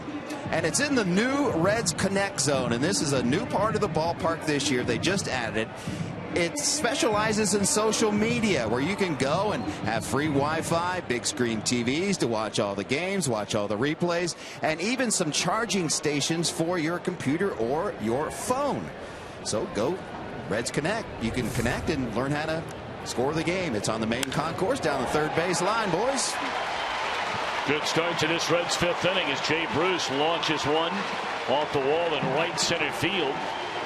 Very first pitch of the at-bat against a new Tampa Bay pitcher. The veteran left-hander Eric Bedard comes into the game.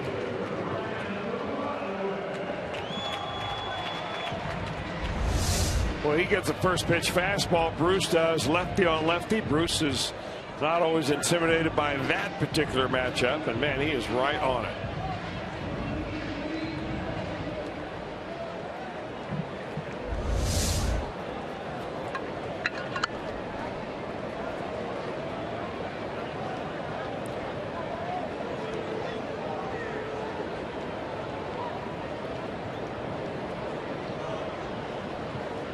Eric Bedard trying to extend a career for him that has already seen him pitch 10 years in the major leagues. 5 years for Baltimore. He was with Seattle for 3 years. A year with Pittsburgh. Last year with Houston. He was 4-12 with the Astros in their first year in the American League. Of course, Bedard was a very good pitcher with Baltimore, and he got that huge free agent contract in Seattle. And boy, it just went south for everybody involved. For Bedard, trying to stay healthy. For the Mariners, who gave him a pile of cash to come there, and it just has never been the same guy. Well, the last couple of years with Baltimore, he was 28-16. So left-hander, peak of his career. I mean, there were a lot of people that wanted Eric Bedard. But he has had a hard time staying healthy.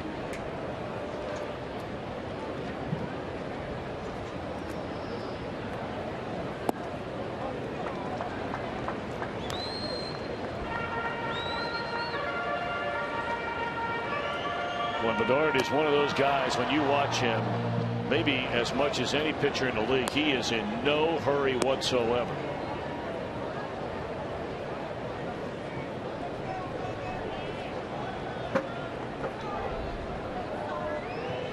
Ludwig still waiting on him to get the sign. Now he does so. Leadoff double by Bruce. Ludwig has walked and struck out, scored a run.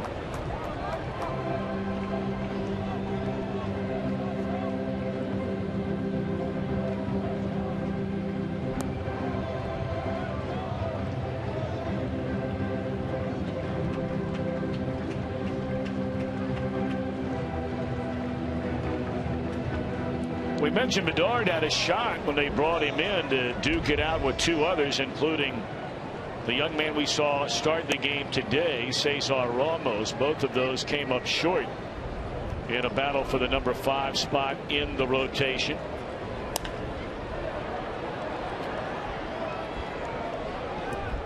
Myers the catch, and Bruce will stay put.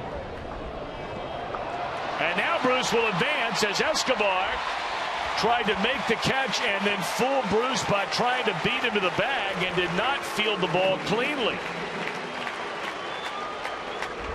Well, it's going to be an error that advances Bruce to third base. You just don't know if it's going to be the right fielder or Escobar. Really should go on Escobar because Bruce was nowhere thinking about going to third base, not tagging up. He was going to go back and maybe fake it. And Escobar comes in to try to scoop, but he knocks it off the leg of Jay Bruce, and it scoots away far enough that Bruce goes to third base.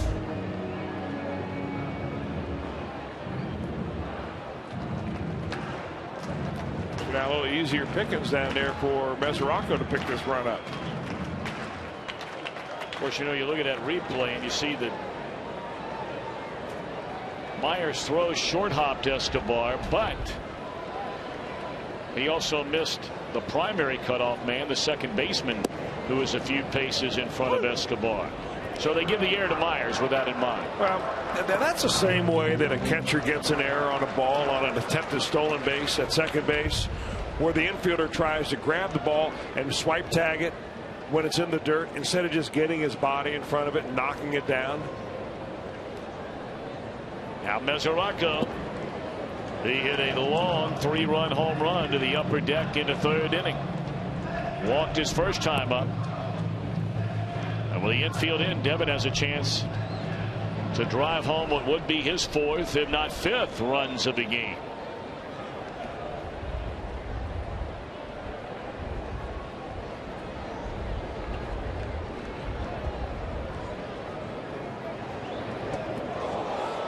What a block by Hannigan. That ball bounced about 3 or 4 feet in front of home plate. It looked like it hit him in the shoulder.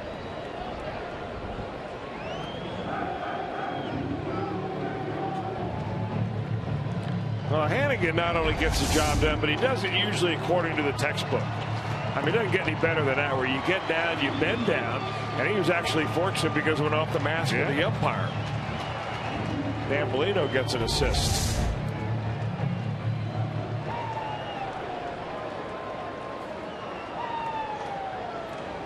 What do you think their conversation's going on right there between Hannigan and Mesoraco?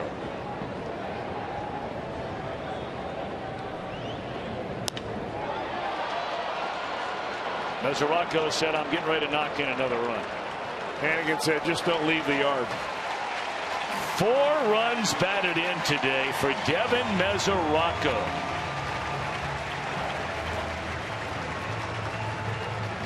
Tell you what, the way this Reds offense has been stumbling along so far at the beginning of this year, coupled with the fact that Brian Price is not afraid and has proven that already about juggling this lineup with Wandy Rodriguez on that mound tomorrow night. You might see Mesoraco somewhere out of that number 7 hole. Just goes to show you, though, how much easier it is to drive that runner in from third than in from second.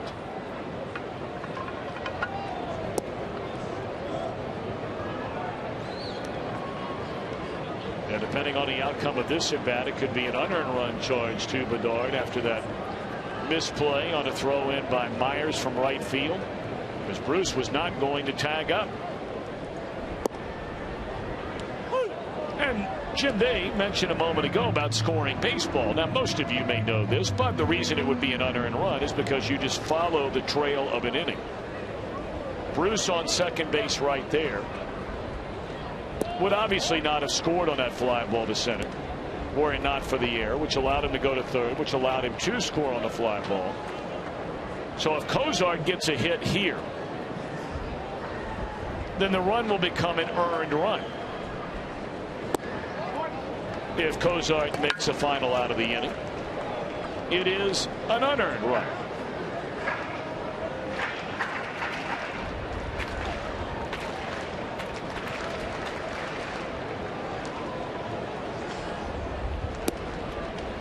Talking about all that social media business down there as there's ball 4 to Cozart. And once more, to continue that thought now, for those of you trying to learn how to score baseball. And a lot of people want to learn to score baseball, but I think they get intimidated by it. That's why I really like what the Reds are doing here in teaching people or giving them the chance to learn how to do it. All right, so when Zach Cozart just takes 4 balls out of the strike zone, do you write down BB or W? I write down BB, but I happen to write it in a different color. I write in all walks and strikeouts in the color red. Doesn't matter what color. But the reason being is, and then underneath it, I write anyway, the number of walks that pitcher has then walked in the game. So for Bedard, it would be Cozart, BB, 1 with a circle around it. That's his first walk. So then when we look down and try to say, okay, that's his what walk of the game? Well, all right, might get to the point where it's a second. Same thing on strikeouts. Strikeout 1, 2, 3 as you move along. It's easy to read. And then on scoring plays, at least for me. Not everybody has to do it the same way. I'll make a little dot like Mesoraco, home run, left field, color it in, and put 3 dots next to it on all the scoring plays. He knocked in 3 runs. Cingrani slaps it foul, 1 and 2. So you're bringing a whole pack of Crayolas with you for every game, right? What's that?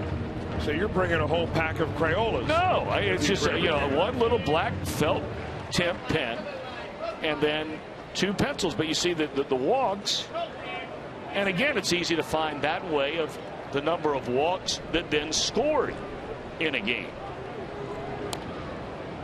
And believe me, everybody does it different. It doesn't matter if you're Vin Scully, Marty Brenneman, Chris Welsh, Joe Luckett, me, what they're teaching down there. Everybody does it a little bit different. And there's no right or wrong way. And that's what my chicken scratch looks like anyway.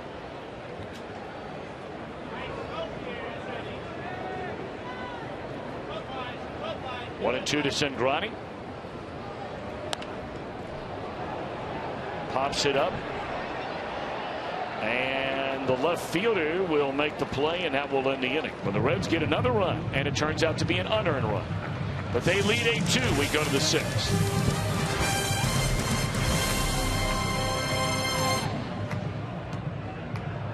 Frazier, he fields it. Now he goes in with 1 grip. When he fields a ball out of his glove, he's now turning that ball in his hand, and when he comes back out, he'll have a 4-seam grip on that baseball. So when he throws it across the infield, it has a much truer trajectory. And that's how infielders ensure the ball doesn't tail too much. And you're only going to see a shot like that the Bar Phantom can.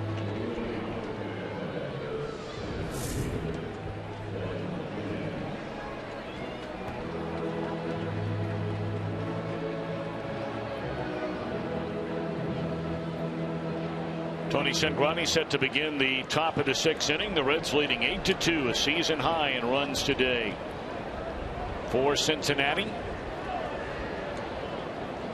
Cingrani is fan 6, walked 2, allowed 2 runs. That came on a 2-run home run in the 3rd by Ben Zobrist. 2, 3, and 4 in the batting order. Jennings, Longoria, Myers. 2 up here in the 6th.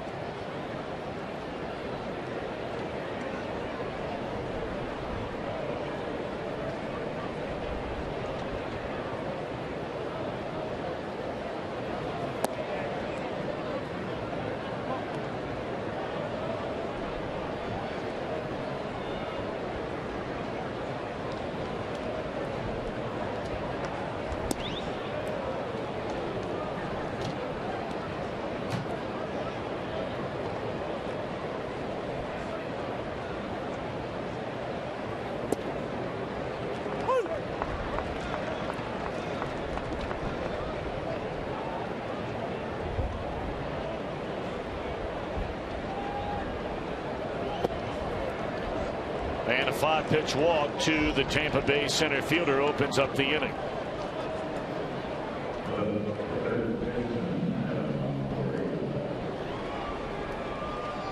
Well, the Reds bullpen, of course, is quite rested, much like Tampa Bay's bullpen. They used LeCure for an inning, Broxton for an inning here on Friday night, Parra for an inning yesterday. After outstanding starts from Cueto and Alfredo Simon.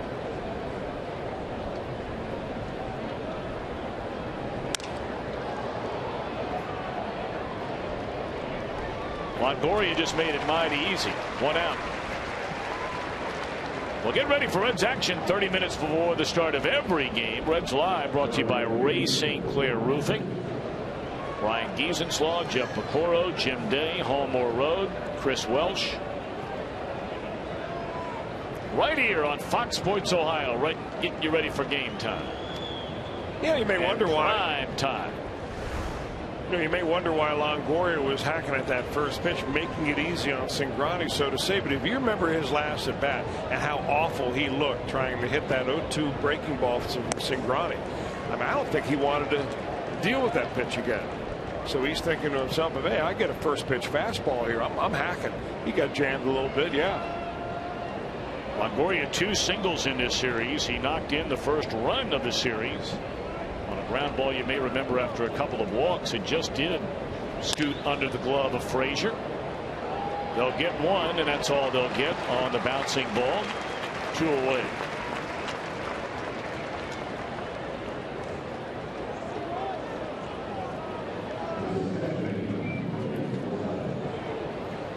Milwaukee in front of Pittsburgh. That game in the 5th inning in Milwaukee, 2-1. Cubs jumped in front of St. Louis, but the Cardinals have answered. In front 3-2. They're only in the 2nd inning. These Tampa Bay Rays are the leaders in the American League East through the first 2 weeks of this season. 1 game better than the New York Yankees and Toronto Blue Jays.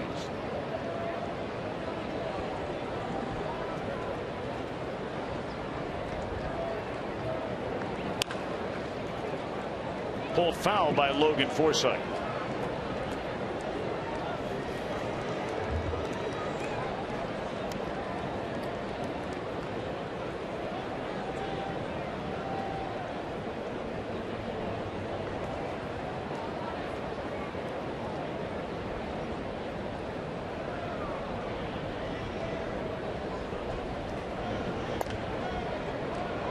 Took a little bit off right there to get ahead 1-2.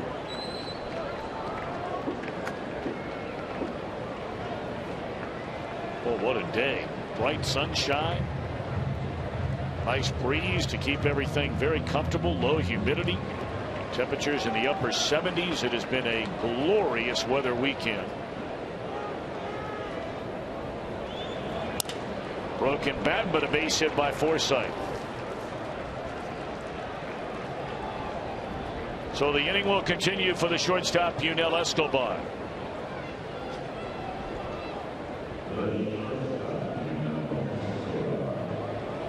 He hit a first pitch single into center field his last time up. And before he bats, the Reds pitching coach Jeff Pico, his first year as a major league pitching coach anywhere, will come out and visit the mound. I want to find out how he feels right here. You know, we mentioned early on that Cingrani did not have his normal overpowering fastball early in the ball game, dialing it at 90-91 miles an hour. That's about 3-4 miles off for Cingrani. You want to make sure he feels all right. 86 pitches in the ball game, not all that many, obviously. Reds have got some activity down in that bullpen. But this is the same type of situation that we saw Cingrani really kick it into gear in the last inning. A base hit, a walk, 2 guys on, nobody out. He goes out and strikes out the next 2 batters and then gets out of the inning on a ground out. Escobar led the inning off in the 5th last inning with that base hit.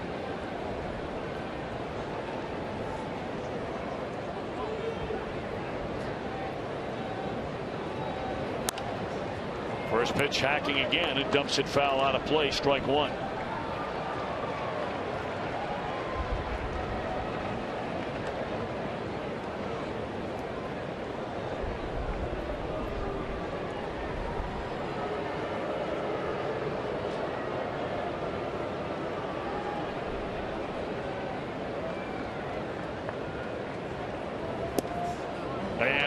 Back around the knees at 92 for strike 2, and Escobar has something to say to Dan Bellino.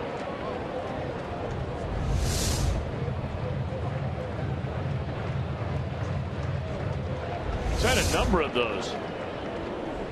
Brings back the old line by the Hall of Fame umpire Doug Harvey, where he once said to a catcher, "Young man, the red seam caught the inside corner." Frazier able to knock it down. That's a nice play by Frazier. He was unable to do that. You may remember the very first run of this series on the base hit by Longoria, where he was just a fraction late in leaving his feet, and that time was able to prevent that ball from going into left field.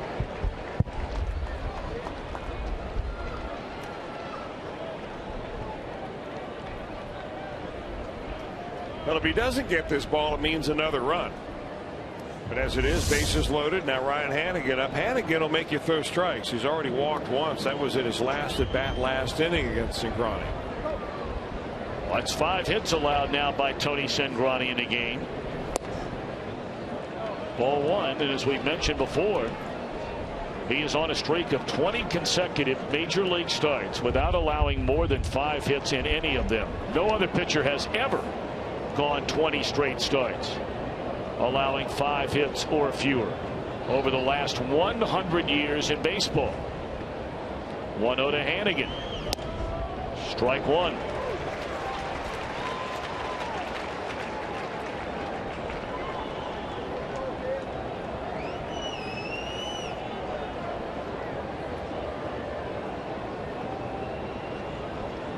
Look at the last 2 base hits in the inning. That an infield hit by Escobar, and Forsythe shattered his bat in dropping one over the head of Kozar.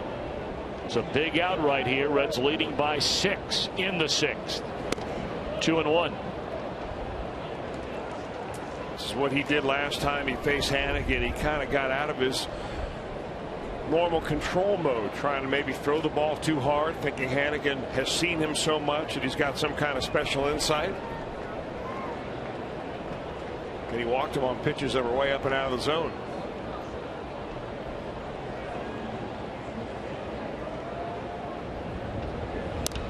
Straight up in the air, and this ought to do it in the Rays' 6th inning.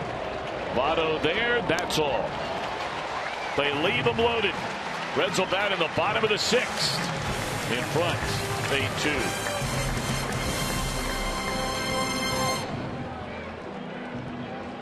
Reds baseball on Fox Sports Ohio, brought to you by JTM Food Group. Let's create great dishes together. By Toyota. For over 30 Toyota offers, visit buyatoyota.com and go for the save on Wing Tuesdays with specially priced wings all day at Buffalo Wild Wings. Statue of Johnny Lee Bench right along Joe Nuxall Way, right across the street from the very popular Banks. A lot of the folks from the Tampa Bay Rays organization made their way over to the Banks yesterday, talking about what a great time they had. Hamilton thrown out. What a play that is by Yunel Escobar.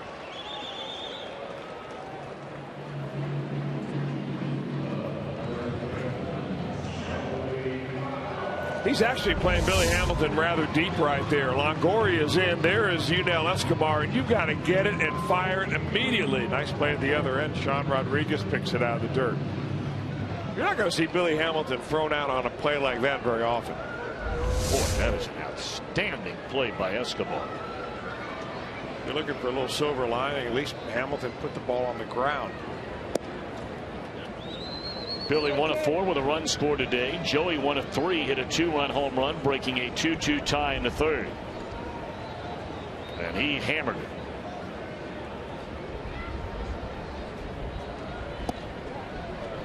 Eric Bedard, his 2nd inning of work. He allowed an unearned run on a double, an error by the right fielder, and a sac fly from Devin Mesoraco. Mesoraco has knocked in 4 of the 8.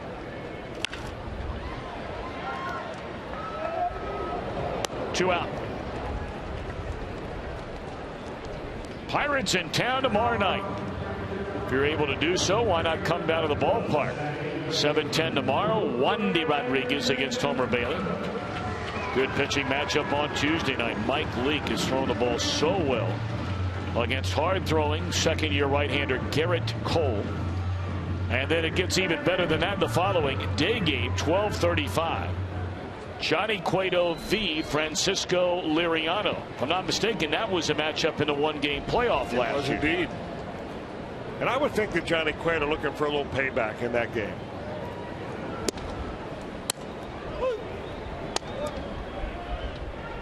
Both of those pitchers are 0-2 this year. Cueto with an ERA of barely over 2. Liriano on ERA of 4. Then the Reds are off to Chicago, Pittsburgh, Atlanta.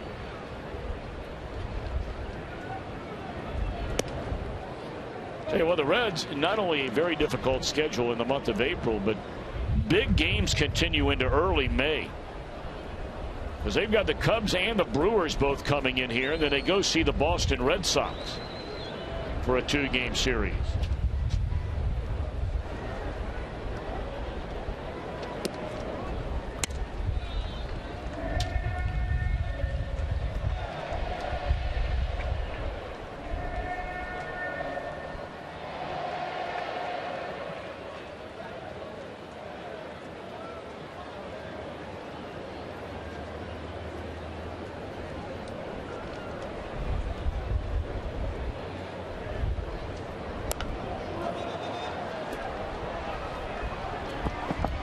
That went out of play off the bat of Brandon Phillips. 2-1. Brandon today 1 for 3. Had a single back in the third.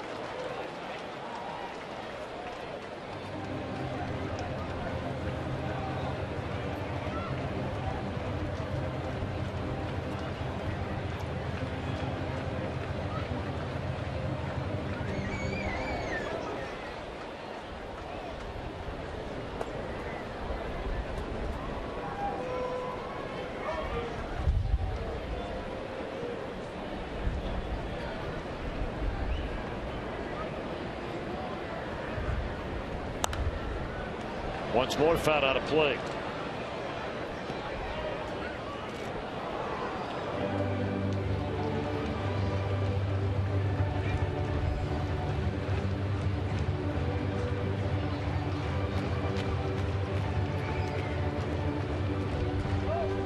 That wind really continues to pick up some steam, blowing out towards left center field, coming off the river out of the southwest. And that one into right center, and Brandon has the second hit today. Another 2-strike hit for Brandon.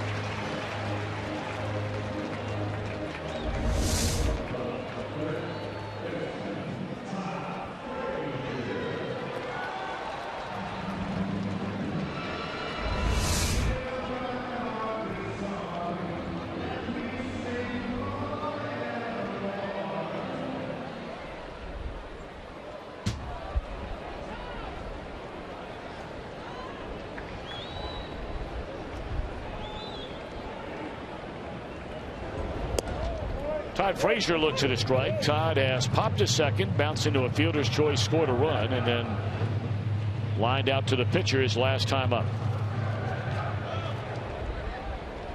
Reds 8 runs on 9 base hits. The 8 runs a season high.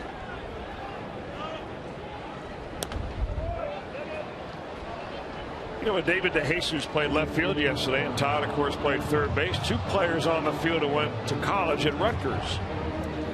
Talked a little bit about his old coach, Fred Hill, who retired after 30 years at Rutgers, 37 years at the college level, won more than 1,000 games. And they nicknamed him Moose because he would always call all of his players Moose. Everybody.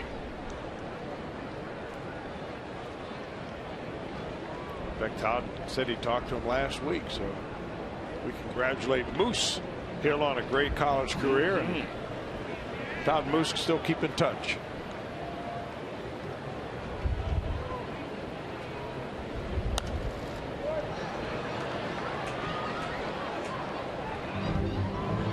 I asked Frazier, I said, when it came down to your college decision as to what other teams and schools were involved, he goes, well, I narrowed it down to North Carolina, Clemson, and then Rutgers, and then finally Clemson and Rutgers. And I read where they had 5 infielders coming into Clemson and decided I better stay here at Rutgers.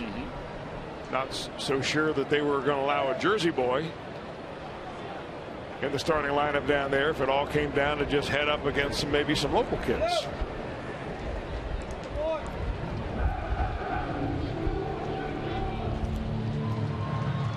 Of course, Rutgers, if I'm not mistaken, I believe that they are going to join the Big Ten next year. I'm quite certain of it. Rutgers and Maryland will be joining the Big Ten Conference this upcoming football season, I believe.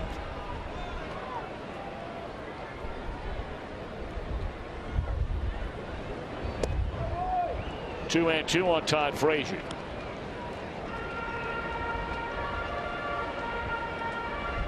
So now, are they joining the Big Ten in all the sports? Yes. Okay.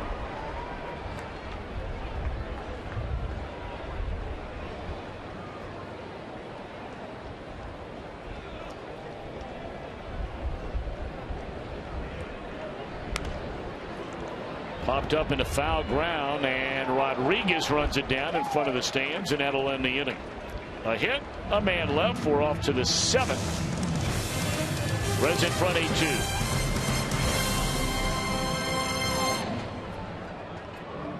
Now take a look at our Honda game summary. Zach Kozart with a 2-run double in the right center field with the bases loaded in the second inning. Rays tied it on a home run by Zobrist, but in the third, Joey Votto, a long home run, part of a 5-run third inning. The other 3 came off the bat of Devin Mesoraco. You talk about a long home run.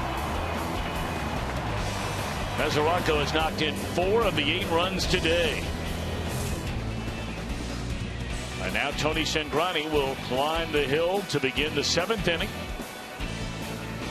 Reds in front 8-2.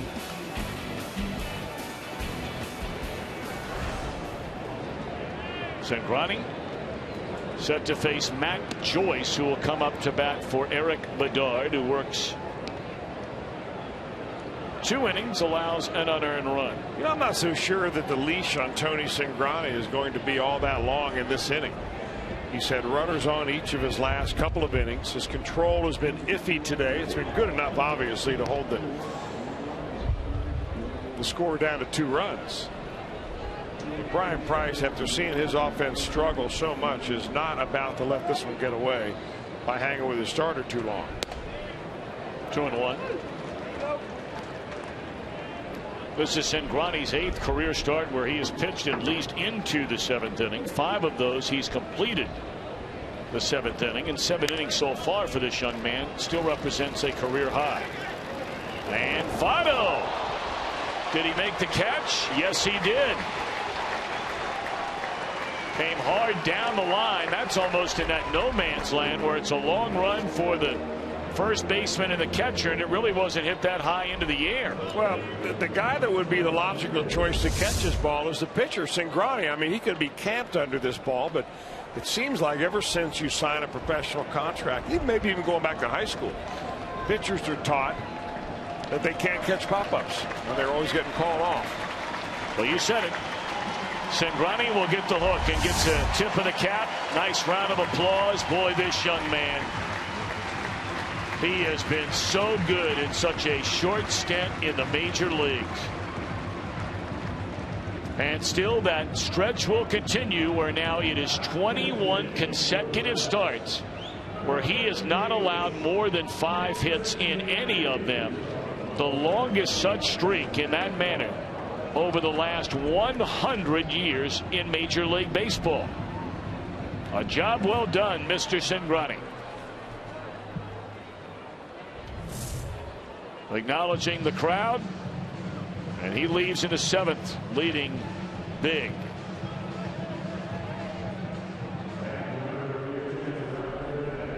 Innings of 5-hit 2-run baseball, fanning 6, walking 3. And he will give way to a young man who, you know, given this opportunity, Chris, and we've been talking about it since the very beginning of the year, what with all the injuries to the Reds bullpen, either guys step up or they don't. And clearly Nick Christiani is stepping up so far. Well, you like the way he attacks the strike zone, and you like his stuff. He's not an especially big guy. Christiani is measured at 6 feet. I don't even know if he's that tall, 190 pounds, but I mean, he throws the ball like he's much bigger. Ball explodes on you a little bit as a breaking ball that he throws for a strike.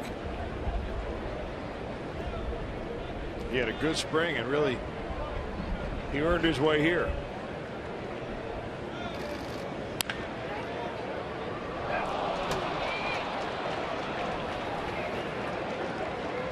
James Loney bounces one under the glove of Votto, who appeared to be right there and then went to the seat of his pants. And that'll be ruled a double. They're playing Loney on the line, or nearly on the line, as you see. And I don't know if Joey had a chance to get in front of the ball or not. We don't see him like to do that all that much. He likes to go down there and Olay it. And Olay he did all the way down into the corner. Boy, Loney likes hitting in this ballpark, doesn't he? Well, he sure does. We brought up some of the numbers yesterday. They are just extraordinary. Back with his days with the Dodgers, and now this weekend with the Rays. 1 on, 1 out. Strike 1 to Ben Zobrist. Turns around to bat from the left side for the first time today at a 2-run home run. Back in the 3rd inning.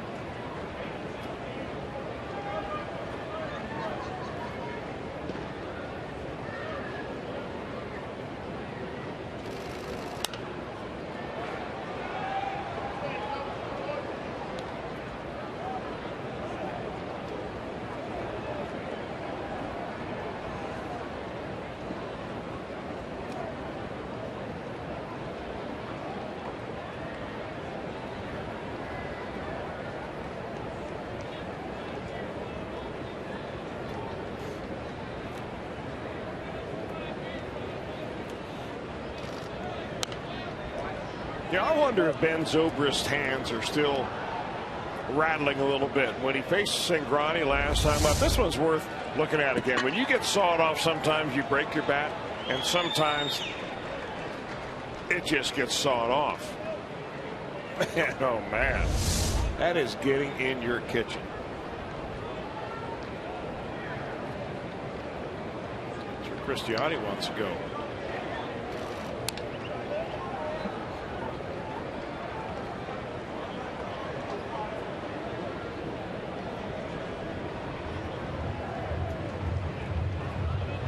Well, you know, we just received a note about that rather bizarre play that we saw. The base running, you may remember, certainly wasn't pretty back in the Reds' second inning,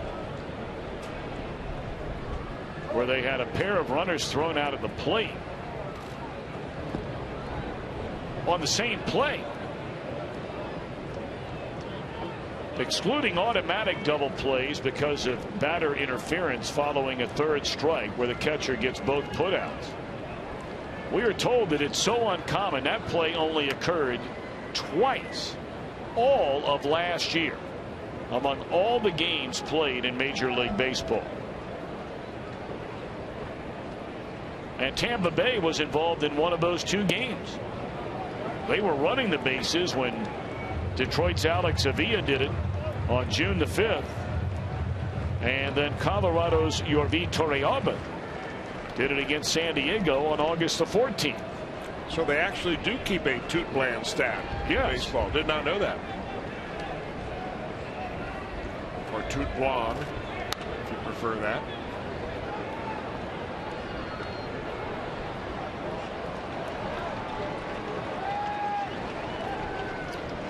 I say anytime you can work the word nincompoop into a baseball broadcast, it's a good thing.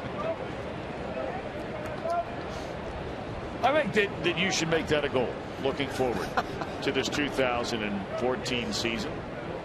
You know, maybe we ought to maybe find a fan or a play or a situation where you almost define it as a nincompoop.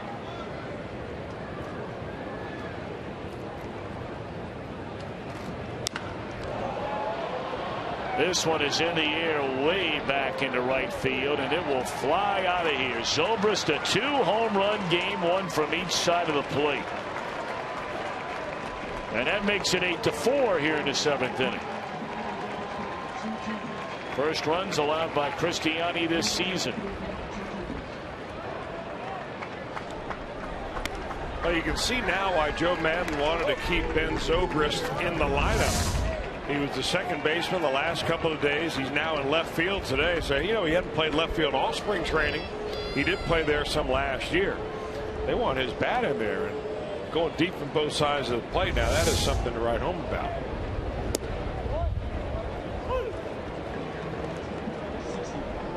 Oh, 1 for 3 was on base twice in the game last night. Was on base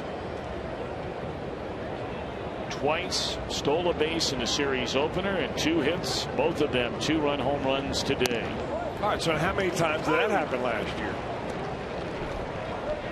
I'm sure we will find out shortly. Is that, how rare is that anyway? I would think extremely rare. I would bet it doesn't happen more than one time in a year. Well, that would be more rare than, or rarer than, well, I'm guessing double on toot that. bland at the plate. I'm guessing on that. You're talking about where a hitter hits a home run from each side of the plate. Yeah, in the same game.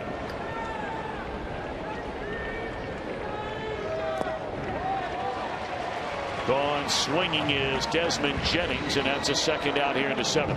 That's what the Reds are looking for here, are outs. Somebody to come in and throw strikes and not give the Rays an opportunity to base on balls themselves back into the ball game.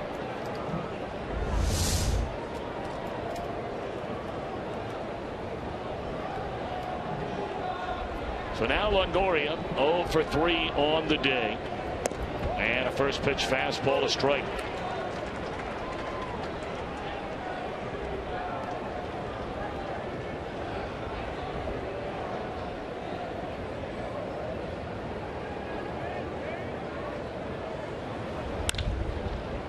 Cozart will handle the ground ball, and that's all for the Rays in the 7th inning. They get a 2-run home run by Zobrist.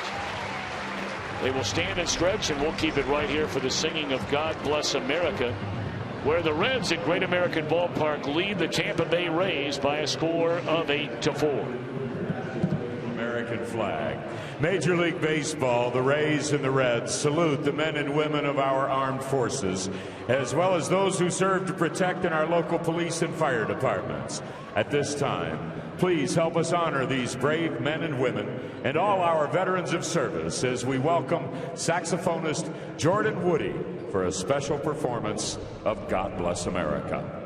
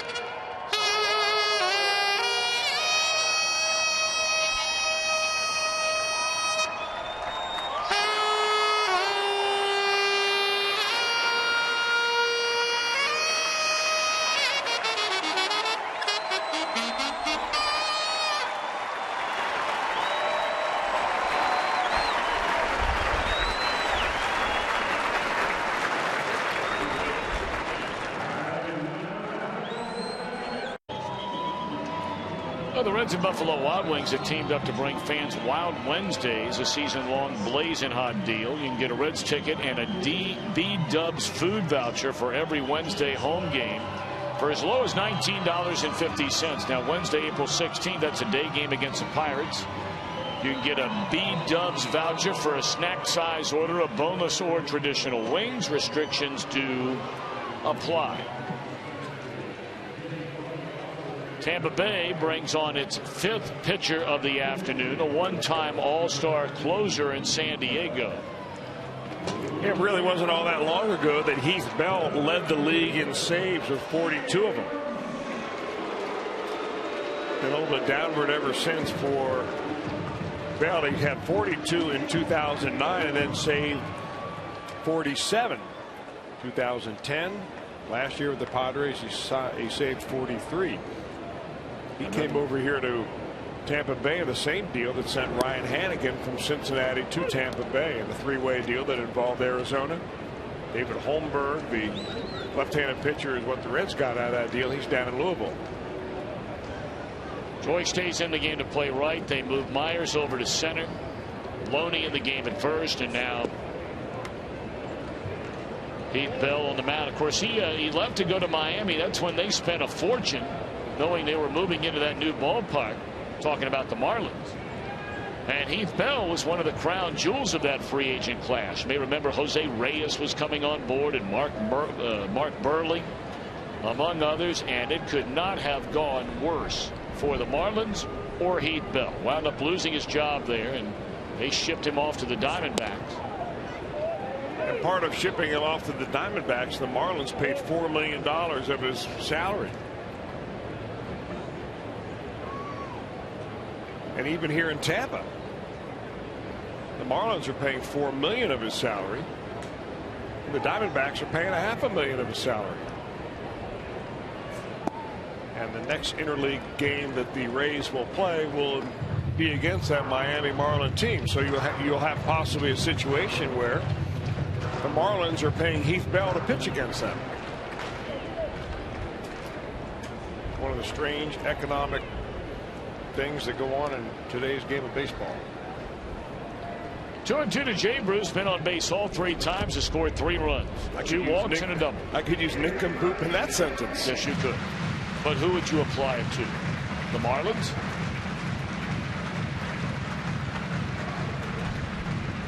I'll think about that. Hey, by the way, you asked a question, and I said I was straight guessing on it about, we've seen Ben Zobrist today hit a home run from each side of the plate. It happened 4 times last year, as Bruce is on base for the 4th time today. 3rd time via the walk. It happened 4 times in all of Major League Baseball last year. Zobrist was one of those 4, by the way. He did it last August. But the year before, a whopping 12 times that happened. Now, that's an extraordinarily high number for a single year.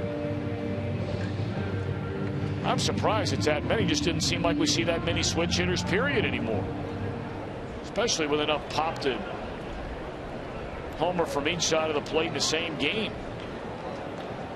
Who was a catcher we had here a few years ago that did? I thought he did that.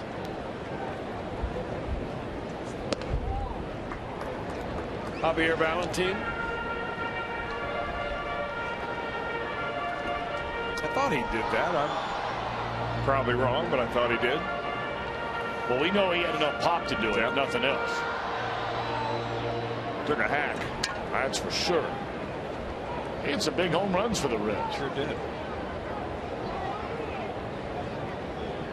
Yeah, the guys that, that come to mind, the others that did it last year besides Zobrist, Carlos Beltran. He's been one of the great switch hitters ever. Headley out in San Diego, although his production's really fallen off after the great year in 2012. And then our buddy up in northern Ohio, Nick Swisher.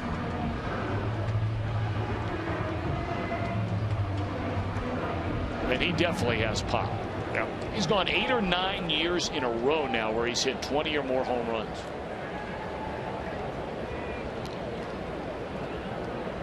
One and one to count. Bottom of the 7th inning.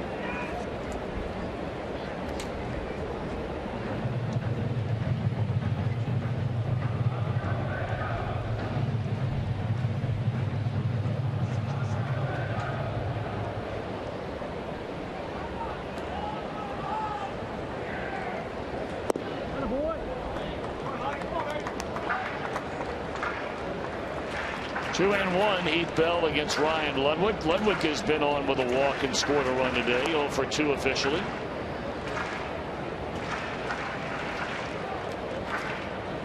Reds with a 4-run lead batting in the bottom of the 7th inning.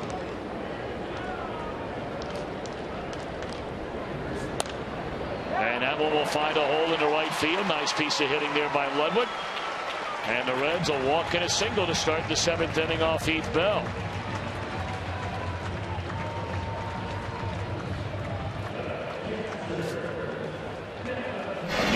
Drive of the game, Devin Mesoraco. Second level, the second deck. Catch made by the fan out there at Dandy. A walk, a 3-run home run, and a sac fly RBI today for Mesoraco, and a chance to add to that total right here and right now.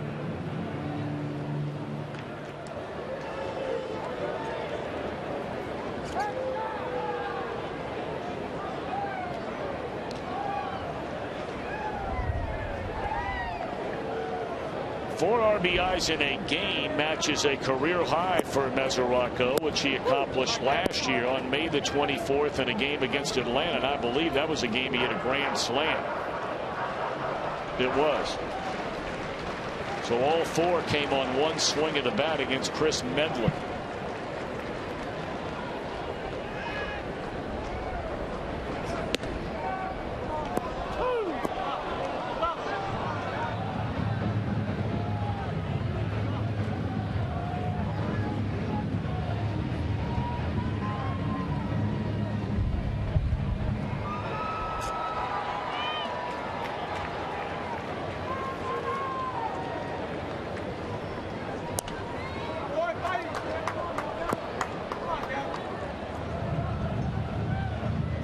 Reds have drawn 6 walks today against this Tampa Bay pitching. Now, granted, not nearly the stuff or the reputation by the quintet we've seen today compared to the Tampa Bay starters the first 2 games of this series in Price and then Alex Cobb yesterday.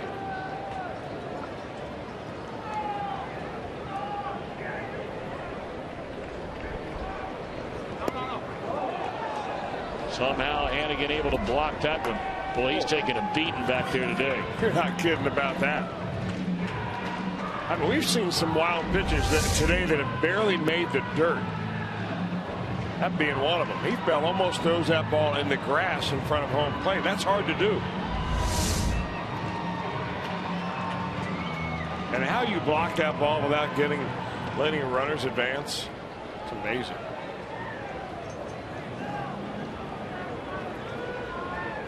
One ball and 2 strikes on Devin Mesoraco. 2 on, nobody out.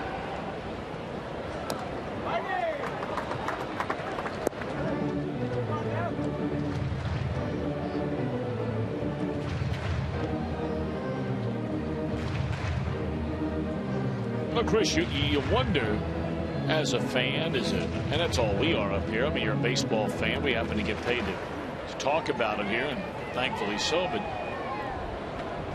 I think a lot of people, they look at a guy like Heath Bell. Now, granted, he was pitching out there in San Diego. That's a pitcher's paradise. But, I mean, it wasn't like he was giving up balls or being caught on the warning track. This guy was wearing people out.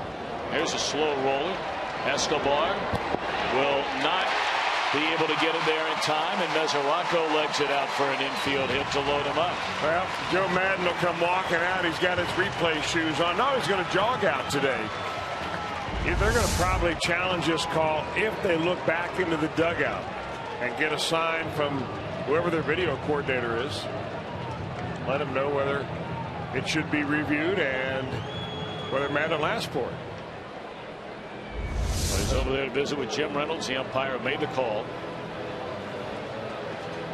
Now he's looking back into the dugout right now, and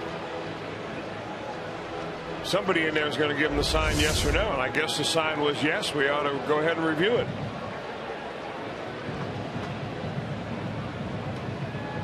And he is safe, ladies and gentlemen. I mean, if you want me to get involved in the review, that is. Well, why not? So while they're looking at this, but, you know, Chris, just to finish that question I had for you, how does it go so south so fast? Well, for Heath Bell, I mean, he went 3 years there where he had 43 saves, 47 saves, 42 saves, and he was averaging on his fastball during those years almost 95 miles an hour. This year, he's averaging a little over 90 miles an hour. So you saw the way that he was pitching to Ryan Ludwig, just trying to kind of feather these sliders in there, pitch after pitch. I mean, right now, when you're throwing 91, 92, and his fastball is fairly straight, that's hitting speed. And that's how it goes south for him, because he doesn't have the confidence in his fastball. He loses a little bit of, that could be the buildup of all those innings and all those games on his arm that had a cumulative effect, that all of a sudden he just went right off the table with it. We see the call was confirmed as safe for Devin Mesoraco, so that's a challenge by the wayside for Joe Madden. Didn't take long. No, did a nice job. They've done a nice job. Yeah. What, 30% right around there have been overturned so far this year. So now they're loaded for Cozart, who's also had an excellent day. A double, a single, a walk, 2 runs batted in.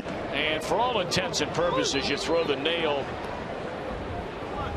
right into the old coffin here if you come up with a base hit to knock in a couple of runs. Tampa Bay getting back within quote-unquote slam range after the 2-run home run by Zobrist in the top of this 7th inning. But now loaded with nobody out. 1-1.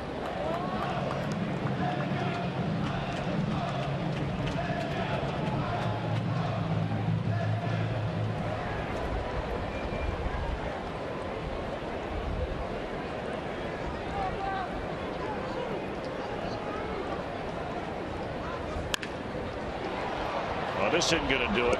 That's the old 5-3 and attempted 5-2-3 double play, but they get the force out at home for the first out of the inning.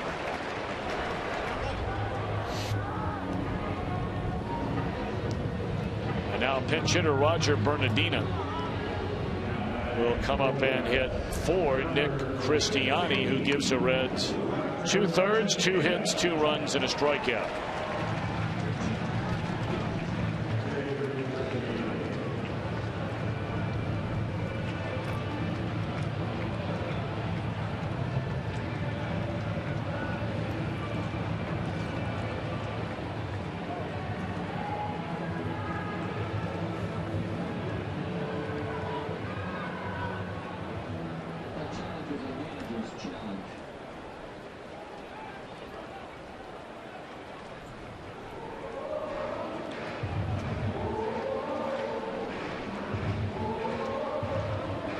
Meeting out on the mound.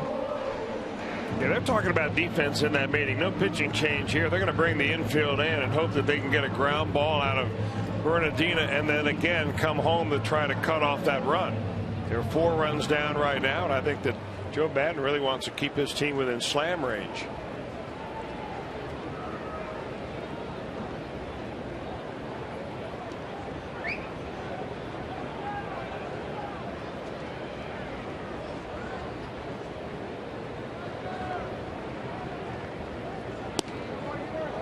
If they are going to get a double play, the only way they're going to get it would be a line drive at somebody and then tag the bag, or probably coming home with it.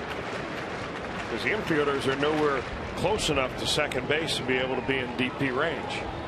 Bernardino runs well.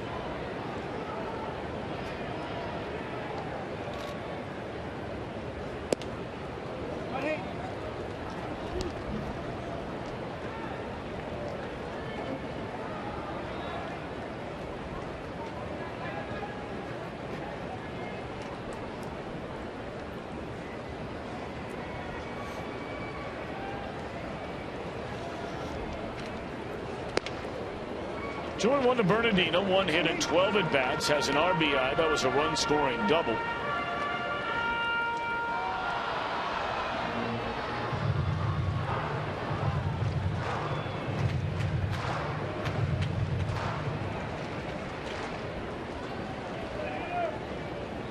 Ludwig, Mesoraco, Cozart aboard.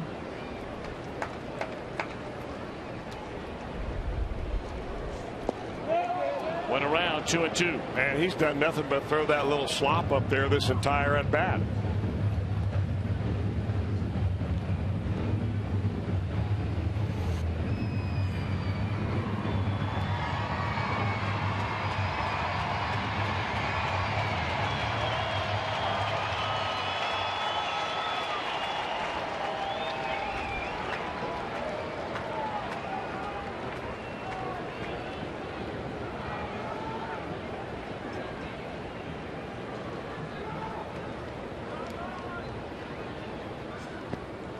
Another great block by Hannigan. 3-2 on Roger Bernardino. Well, there's a lot of meat going on that mound right now. 3 of them in this inning already.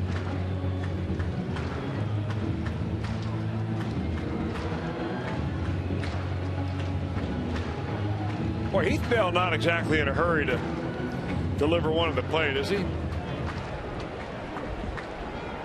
No, he's not. It's an old saying that goes around, though. The longer I hold it, the less chance they have to whack it. And in this case, he gets Bernardino to chase down and away. And that is a huge second out. So the Reds had him loaded with nobody out. Cozart, a fielder's choice ground out. Force out of the plate. Bernardino a strikeout, and now it's Billy Hamilton. You know, Billy Hamilton made it out on his first pitch that he saw in the last at bat. Actually, in the 4th inning when he hit a fly ball to center field. And with runners on base. I really think that he ought to be very patient up there, even in this situation. Why don't you take a look at Heath Bell? There you get the release point, see your timing. This is the first time around the league for Billy. Last time he saw Heath Bell, he's probably remember him sliding into the pitcher's mound during the All-Star game.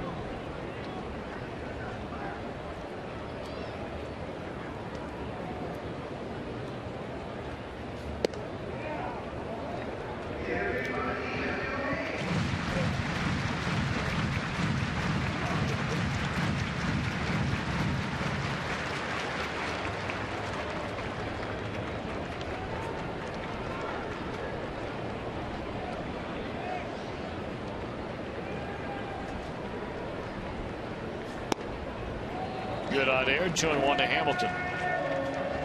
All right, now you've seen every different kind of pitch that Heath Bell will throw you. Get something you like, swing it.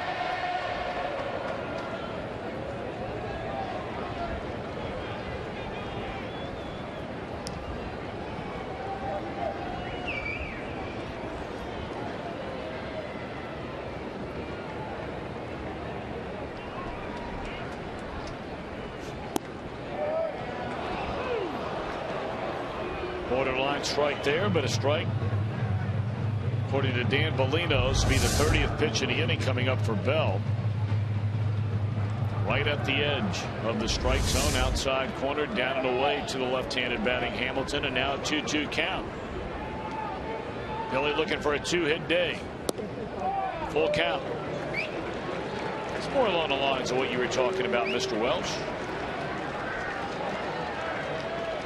He's not offered it a pitch in his at-bat. You know what? I think it's great. The more patient he is, I think the faster he'll learn the league.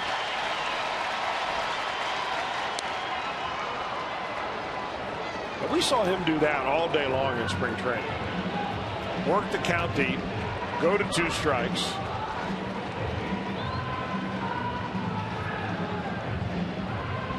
Slash the ball off and foul it off just to stay alive.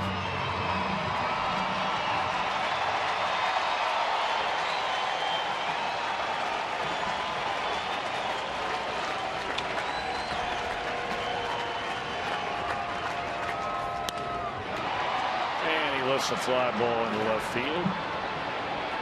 Left fielder will handle it, inning over. Reds do not score after loading the bases with nobody out.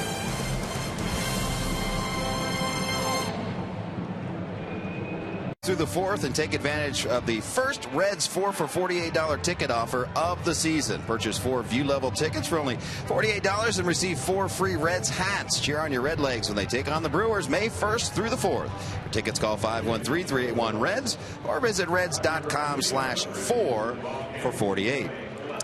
All right, Jim Day back with you. Let's give you a quick injury update. Matt Latos coming back from arm issues. Had an MRI yesterday, and I got to tell you, there was a collective just holding your breath and seeing what the results were. The Reds did not get the worst news. In fact, they got decent news.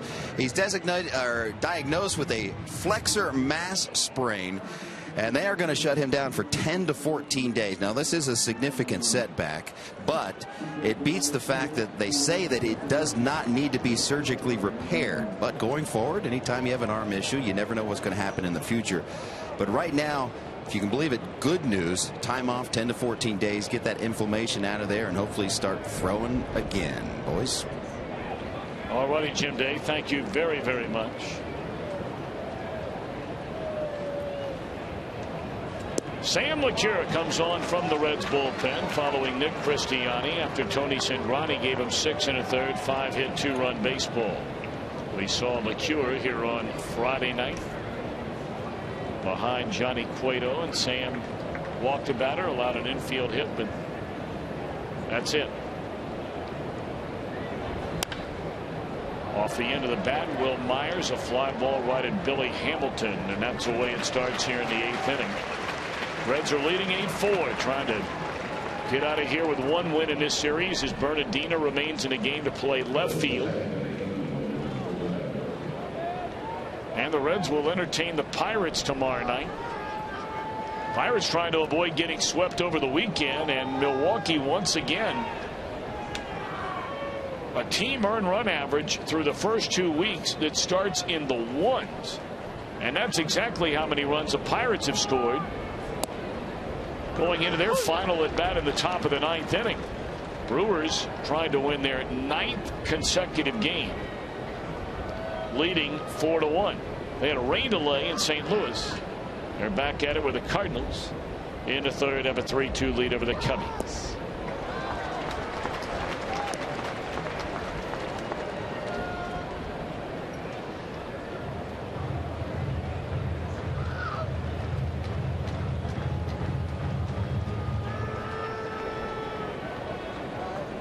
We're talking about homering from each side of the plate. The last time an opposing player did that here at Great American Ballpark, you've got to go back a long time. 2006, Jimmy Rollins did it. As there's a ground ball out by Forsythe, 2 away here in the 8th inning. Rollins, actually it wasn't in this ballpark, it was in Philadelphia, so it was the last opponent to homer from both sides of the plate in the same game against the Reds. August 12th of 06, off of Elizardo Ramirez and Eddie Guardado.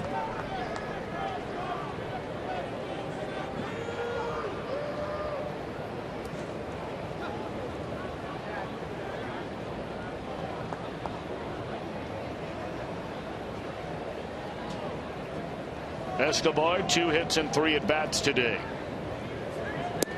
Strike 1 from LeCure. Our producer Josh Hall, our director Roy Alfers, Kevin Penowit, our tape AD Lauren White in graphics. Thank Jesse Jackson, Jim Strickler, and Joel Luckup up here in the booth for all their work, and our entire Fox Sports Ohio crew away from their families on a Sunday to try and make yours, we hope, a little more enjoyable. So a thanks to all today and every day. Be right back at it here. Good Lord willing, tomorrow night, although Chris, you will enjoy a rare off day during the baseball season each of the next 3 days, if I'm not mistaken. You're right, I will indeed. Of course, I'll be catching you and the Cowboy on the tube when the Reds broadcast sees. So looking forward to that. I'll give you a full critique when I get back. Need all the help that I can get, so thank you. I don't know who I'm going to hassle for the next 3 days. I'm going to be a little lost around. Well, what about the guy that sits in this seat? Well, it's just different.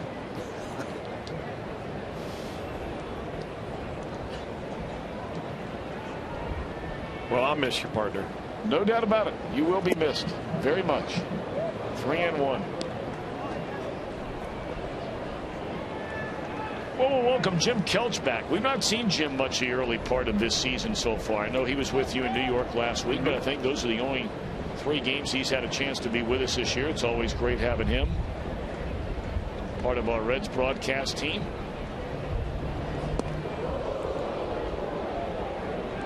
Ball forward, Escobar.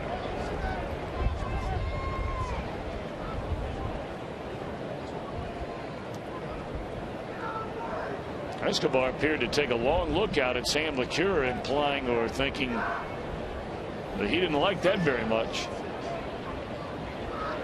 LeCure following his path up the first base line. Fox Sports Ohio will break it down right after the game. Reds Live brought to you by King's Honda.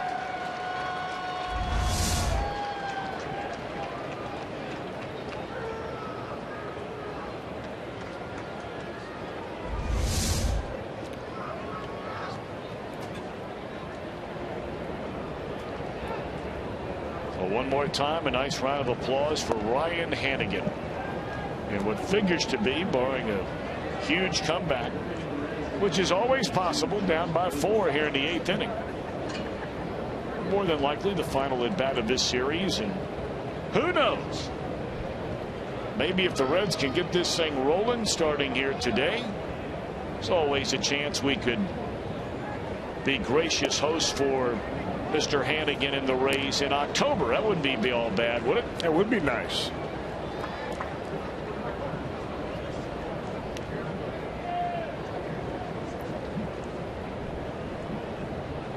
Of course, most Reds fans don't care who the opponent is as long as you're playing in October.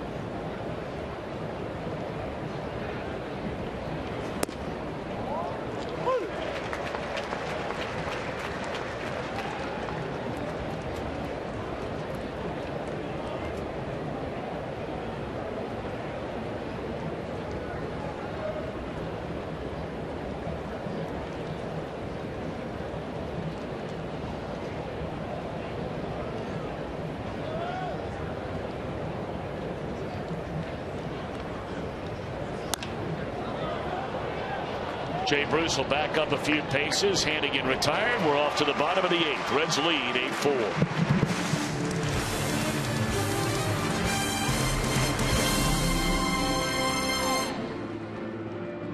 Here of beer money presented by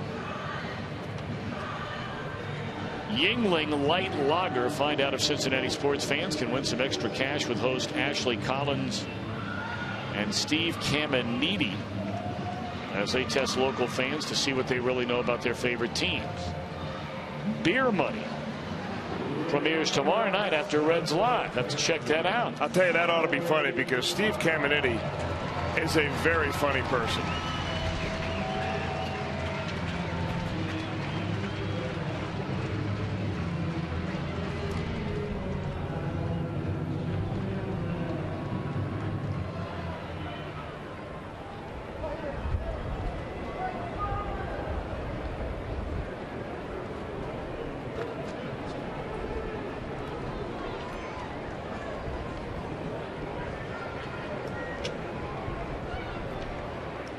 Joey Votto 1 out of 4. Heath Bell still out there on the mound for the bottom of the 8th, and the Reds have an 8-4 lead.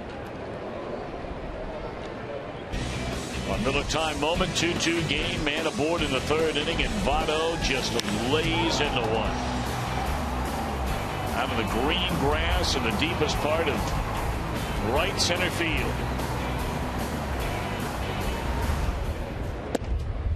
Home run number 2 on the year for Votto. RBIs 3 and 4.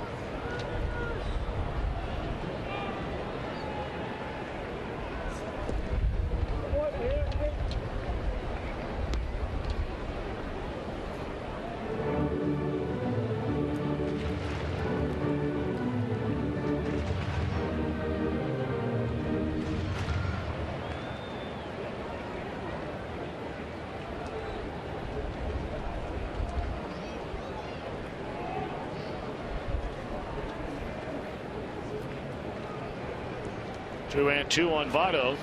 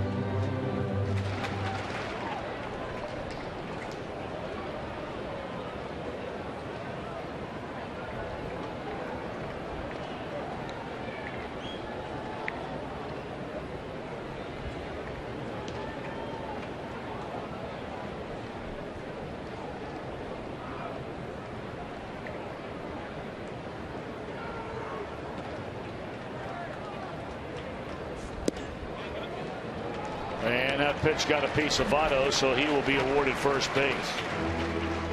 You know, there's been a lot of talk recently about the time of baseball games. All Major League Baseball has to do is enforce a couple of rules. Number one, get the batter out of the on-deck circle before the end of his play-up music is over.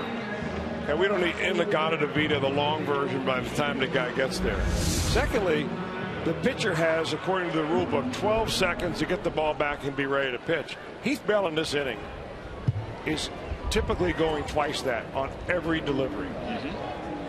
Yeah, so, I mean, they got nobody to complain to except just enforce what you got out there. And, you know, it's always interesting when they ask people involved in baseball. They'll ask managers, they'll ask coaches, they'll ask players, and they'll all say, hey, you know what? I don't hear anybody complaining about how long baseball games are going. Well, there are other barometers besides whether or not you're being told that baseball games are going too long. And they are very real numbers, and it is a very, very real concern when they look at those numbers for the people who run Major League Baseball. Now, I got to hand it, when Bell gets a runner on base, he goes right back to the rubber. He's ready to go. Brandon Phillips now is taking a little time to get back into the plate, or into the dish. But with nobody on, Bell will take a half a lap around that mound, and it was 30 to 33 seconds nearly every pitch. And believe me, I'm not so sure his pitches are worth waiting 30 seconds for. Although Brandon would wait. Another 2-strike hit. 3 of them on the day. Good day for Brandon Phillips indeed.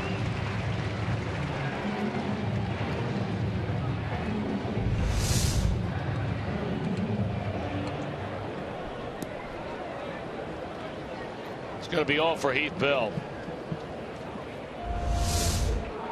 He goes an inning plus, got out of a bases loaded jam with nobody out in the 7th inning.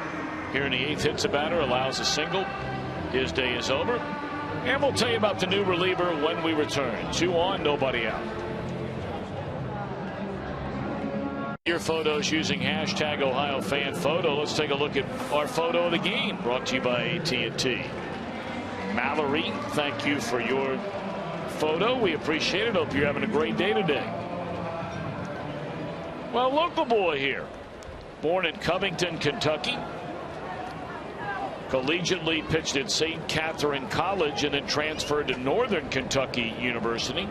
Josh Lukey comes on for the Rays. Got a good arm, I'll tell you that. A young man that I've gotten a chance to see over the years, working out over at Champions Baseball Academy, and he worked a lot with Mike Bricker, the general manager over there, and his dad is a part-time scout, I think, for the Texas Rangers. Bill Lukey, great guy, and I'm sure he's just thrilled to death to be back here in Cincinnati, playing right across the river from where he grew up. Says in the media guide that he is a huge fan of the Cincinnati Bengals. And I would bet the ranch that there's a part of him that is still a big fan of the Cincinnati Reds, although not necessarily right this moment.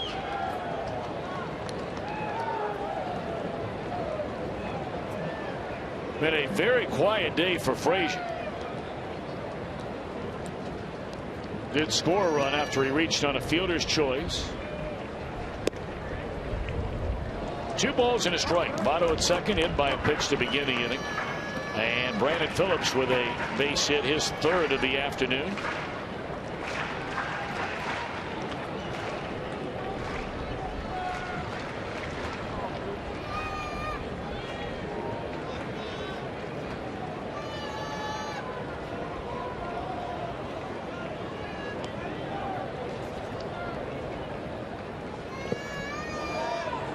They appeal, and Frazier went around.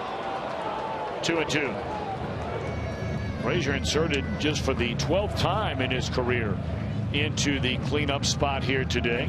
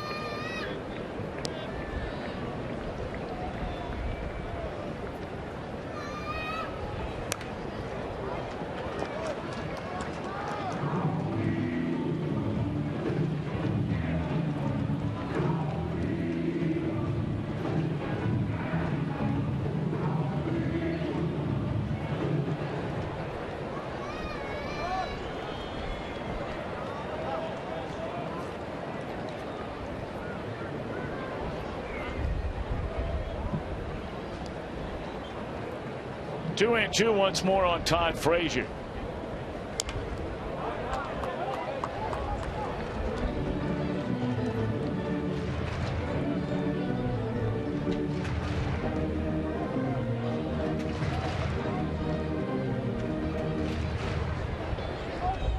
Kyle Loesch on top of his game once more today for Milwaukee. The Brewers win their 9th in a row.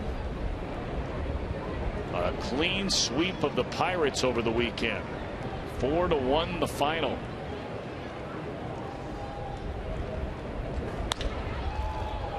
And another foul ball. It remains 2-2 on Frazier. The Reds have been looking for that knockout punch in this ball game, really just about all game long. They scored all their runs in the 3rd inning. That's when they pushed 5 across. They added 1 more a little later on, but they've had opportunities where a key hit here or there would have put this game out of reach.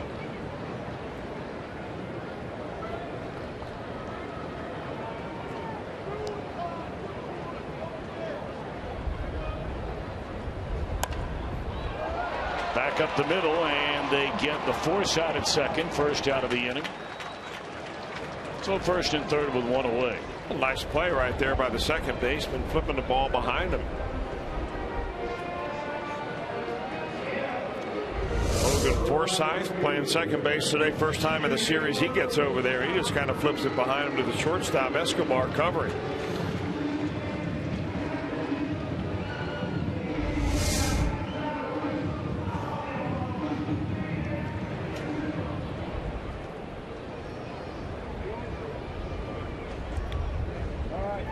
So runners on the corners. Jay Bruce the batter. Now Joe Madden is going to come out to the mound. You know, I don't think that the Rays have anybody up in the bullpen. So this is just one of those strategy meetings. I think he's just trying to make sure that they know what he wants him to do. I doubt if they're even talking about the double steal here. Sometimes that's a possibility, but not really with the runners the Reds have on base.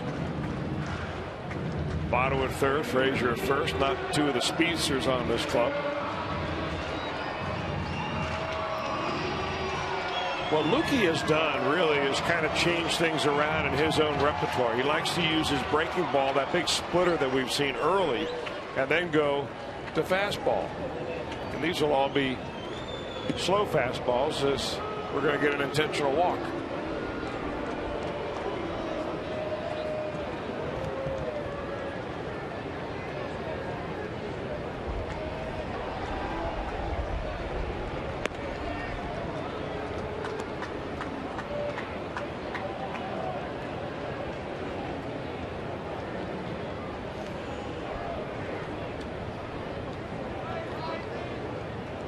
I wonder if that meeting with Joe Madden was something like, hey, Josh, we're thinking about walking Jay Bruce right here. You feel comfortable throwing strikes with the bases loaded?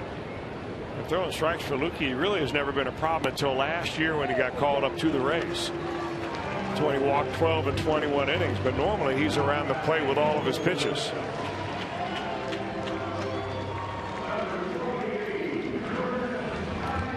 Chris Heisey going to come up and bat for the pitcher, Sam LeCure, who works a scoreless inning with a walk. Jay Bruce, by the way, 5 times on base today. 4 walks, once intentionally, and a double. Has scored 3 runs. 5 times on base matches his career high in a single game. It's the 7th time now he's done it. Having a Joey Votto kind of day.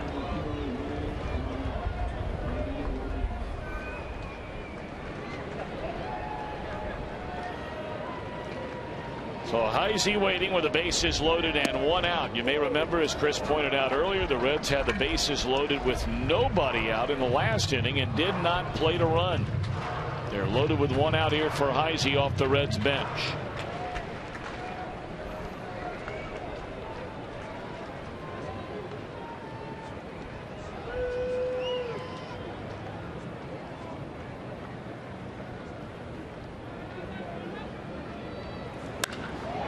Ball hit hard by Heisey the other way, and a grand slam for Heisey.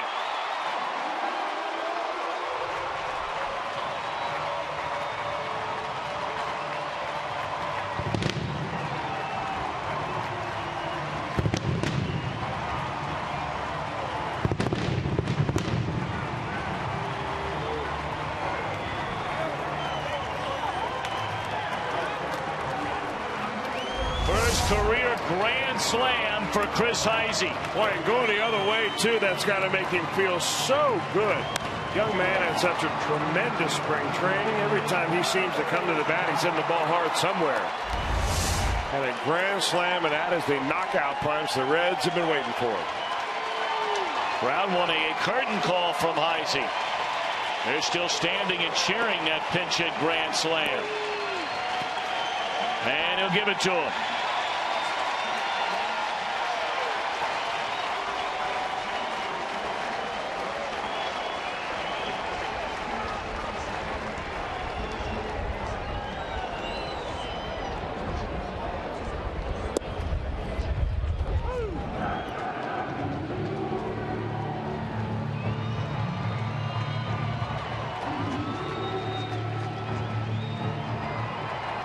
So now Mesoraco's had a monster day today. 4 runs batted in, including a 3-run home run. And a lot of the folks who have been waiting for this Reds offense to get it rolling have enjoyed season highs, 12 runs and 13 hits. Their prior bests were 6 and 10.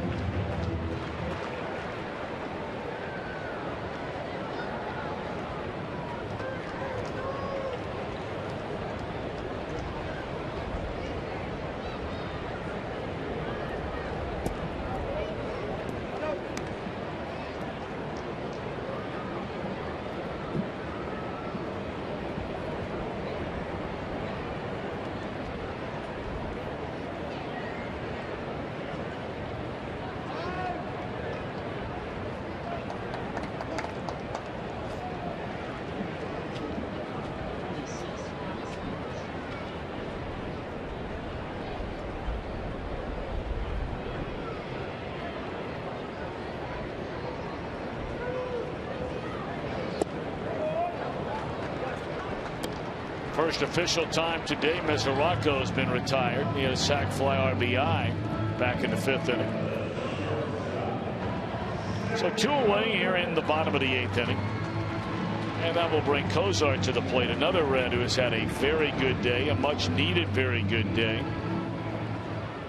A 2-run double in the 2nd inning, a single in the 5-run 3rd. Drew a walk in the 5th and bounced into a fielder's choice in the 8th.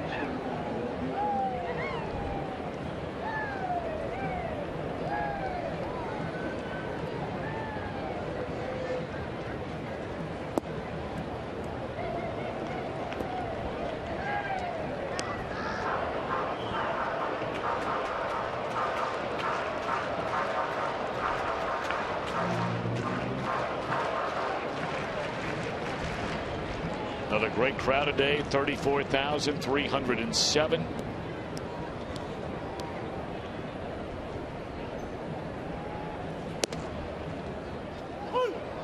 Reds drawing over 100,000 here in this 3-game weekend series. Certainly the weather a big part of that. Couldn't ask for a better weather weekend. And we have been blessed by in Cincinnati here this Friday, Saturday, Sunday, and Cozart in the air. Shortstop Escobar into the outfield grass. But the final blow perhaps delivered there on the grand slam, the first in the career of Chris Heisey, doing it off the bench.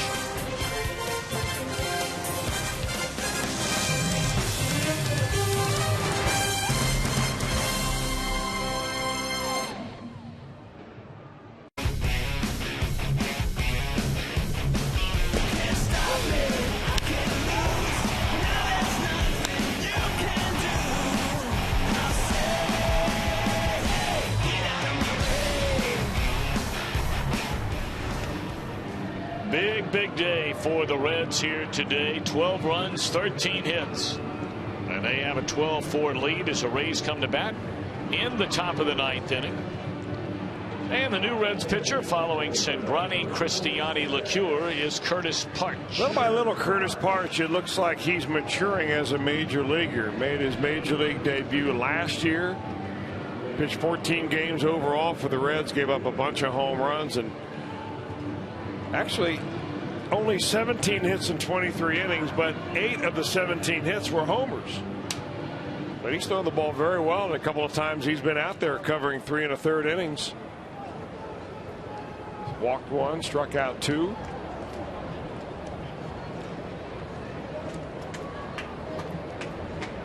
And he is in here to try to finish it off in a hurry in this 12-4 ball game. Matt Joyce, the batter. And the first pitch fastball, 97, strike 1. He doesn't look like he's throwing that hard. I mean, he's just such a big guy, Parch is. 6'5", 240.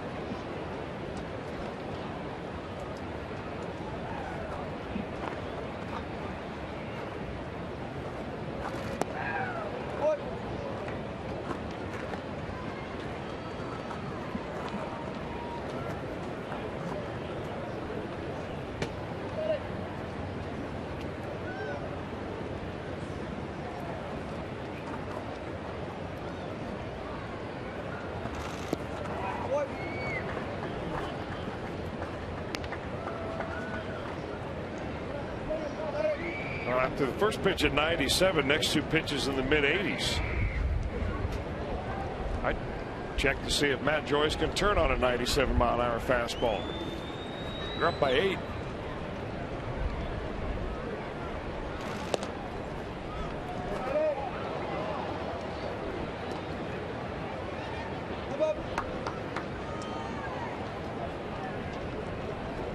You know, Chris, I've often wondered, when you're a young pitcher, and let's be honest about it, I mean, Devin Mesoraco is by no means a veteran catcher. But you're a guy in Curtis Parch's spot, as he misses and walks the first batter.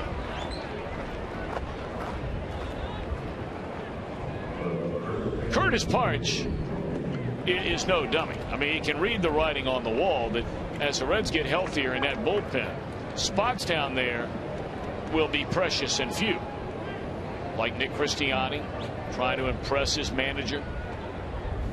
Trevor Bell, we saw him in that spot up until he was just put on the DL while the team was in St. Louis. To build on your point, but a question. When you come in and you throw your first fastball at 97 miles an hour, and then the catcher puts down back-to-back breaking balls. When you are standing on the mound, are you in a position as the pitcher on the mound to say, no way, it's going to be the gas? I'm not saying that facetiously. I sincerely mean that as a guy who's trying to make his way to becoming a regular major league pitcher. Right. Well, you're caught in a tight place there. There's no question, because Mesoraco's the #1 catcher. He's been over the scouting reports on these guys. He's been catching all game long. He's caught 2 of these 3 games in this series. And does he know what's best for me? Well, that one at 98 will drive Bernardino to the base of the wall, but it's an out. But I can tell you, when you're throwing 97 and 98 miles an hour, there's nobody in that bullpen that the Reds have right now that throws that hard. So you might as well use that gas that you have to your advantage. I mean, that's what got you here. Curtis Parch didn't sign a professional contract when he was drafted by the Reds in the 26th round of 2007 because he had a good curveball. You get up here at this time of day, 8 runs up, you bring the gas. If they can hit it, they'll hit it. That's 98. By the way, he's the only Red pitcher to throw that hard this year with Chapman on the DL. Yeah. I mean, he's on that short list of maybe 5 pitchers in the entire organization that is can pitch 98 or above. Chapman being one of them, of course. That one at 97. Off the ankle. That's got to hurt.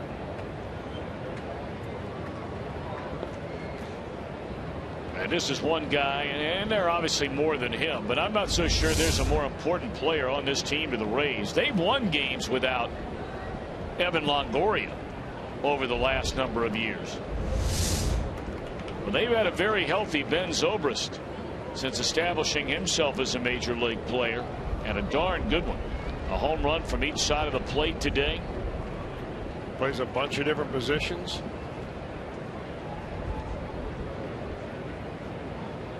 Guy's a good player.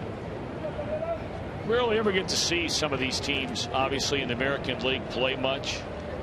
Tampa Bay's not a team, despite all their success, that gets a lot of play nationally as far as television is concerned, that kind of thing. And I mean, look, let's be honest. You can make an argument that how many people care about the Rays that live in Tampa, with their attendance being what it is.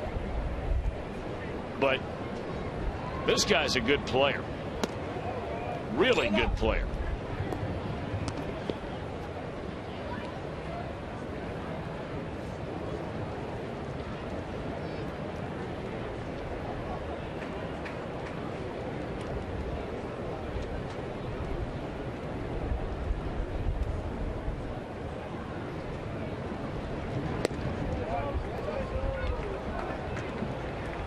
Of course, some might say, Chris, I just caught myself saying it. Some might say it was turning away from the devil. When they opened this franchise, they were known as the Devil Rays. They lost over 90 games every year with that nickname. And only once did they finish out of last place in the American League East, when they dumped the devil from their name. That year they went to the World Series. They've been there again. Haven't won it yet. But they have averaged 91 wins per year since dropping devil from their nickname. And there's strike three called, and Zobrist thought it was ball four.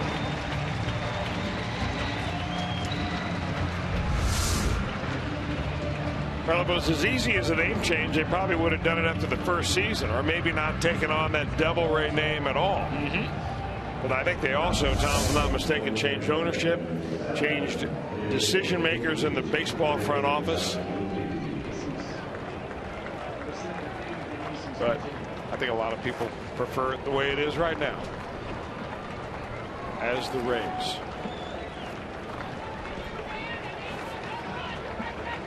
So now David DeJesus will come up and bat. Got one start in this series.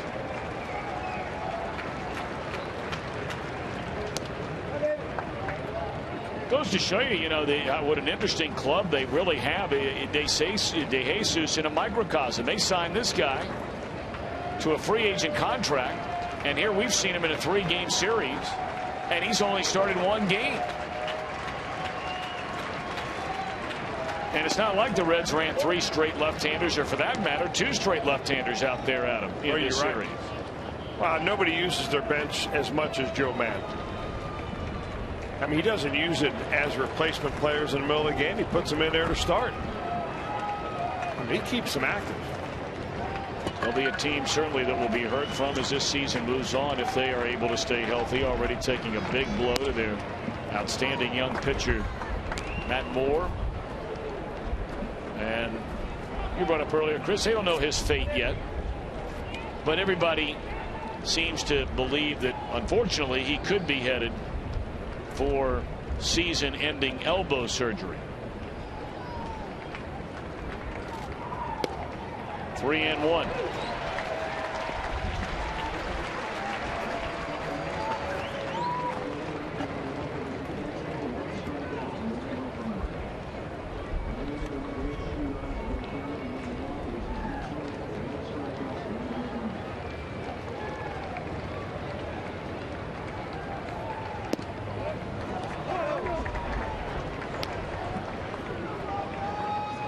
Well, you're getting a look at a reason why Parch has been spending a lot of time in the minor leagues, despite the fact that he's throwing 97, 98 miles per hour. Walking into a game with an 8-run lead, and you walk 2 batters in the 9th inning, and Jeff Pico's going to talk it over with him.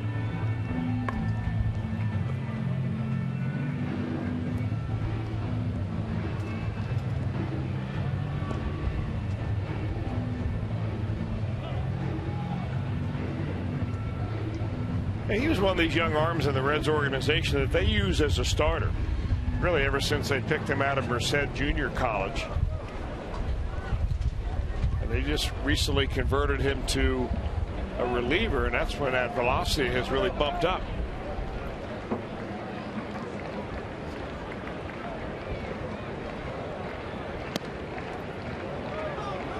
But I mean, he's the type of pitcher that you like to have in your bullpen, because it seems like middle relievers now, you bring in a guy in the 6th or 7th inning or the 8th inning and he just bringing gas.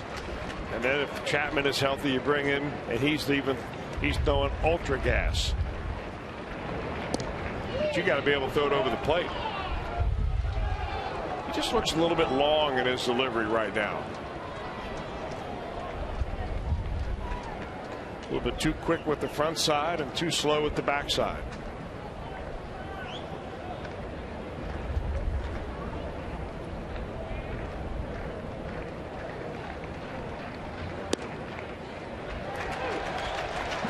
Took well off to get that in.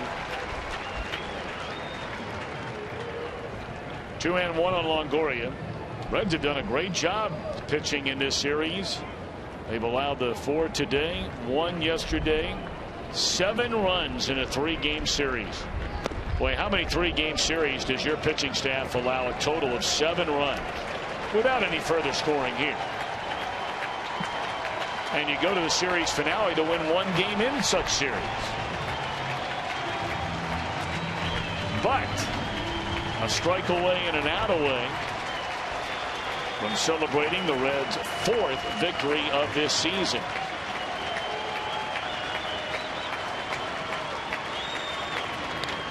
On the ground, down to Frazier, and that is that. So a big day with the Reds bats. They win it by a final count of 12-4. Back in a moment.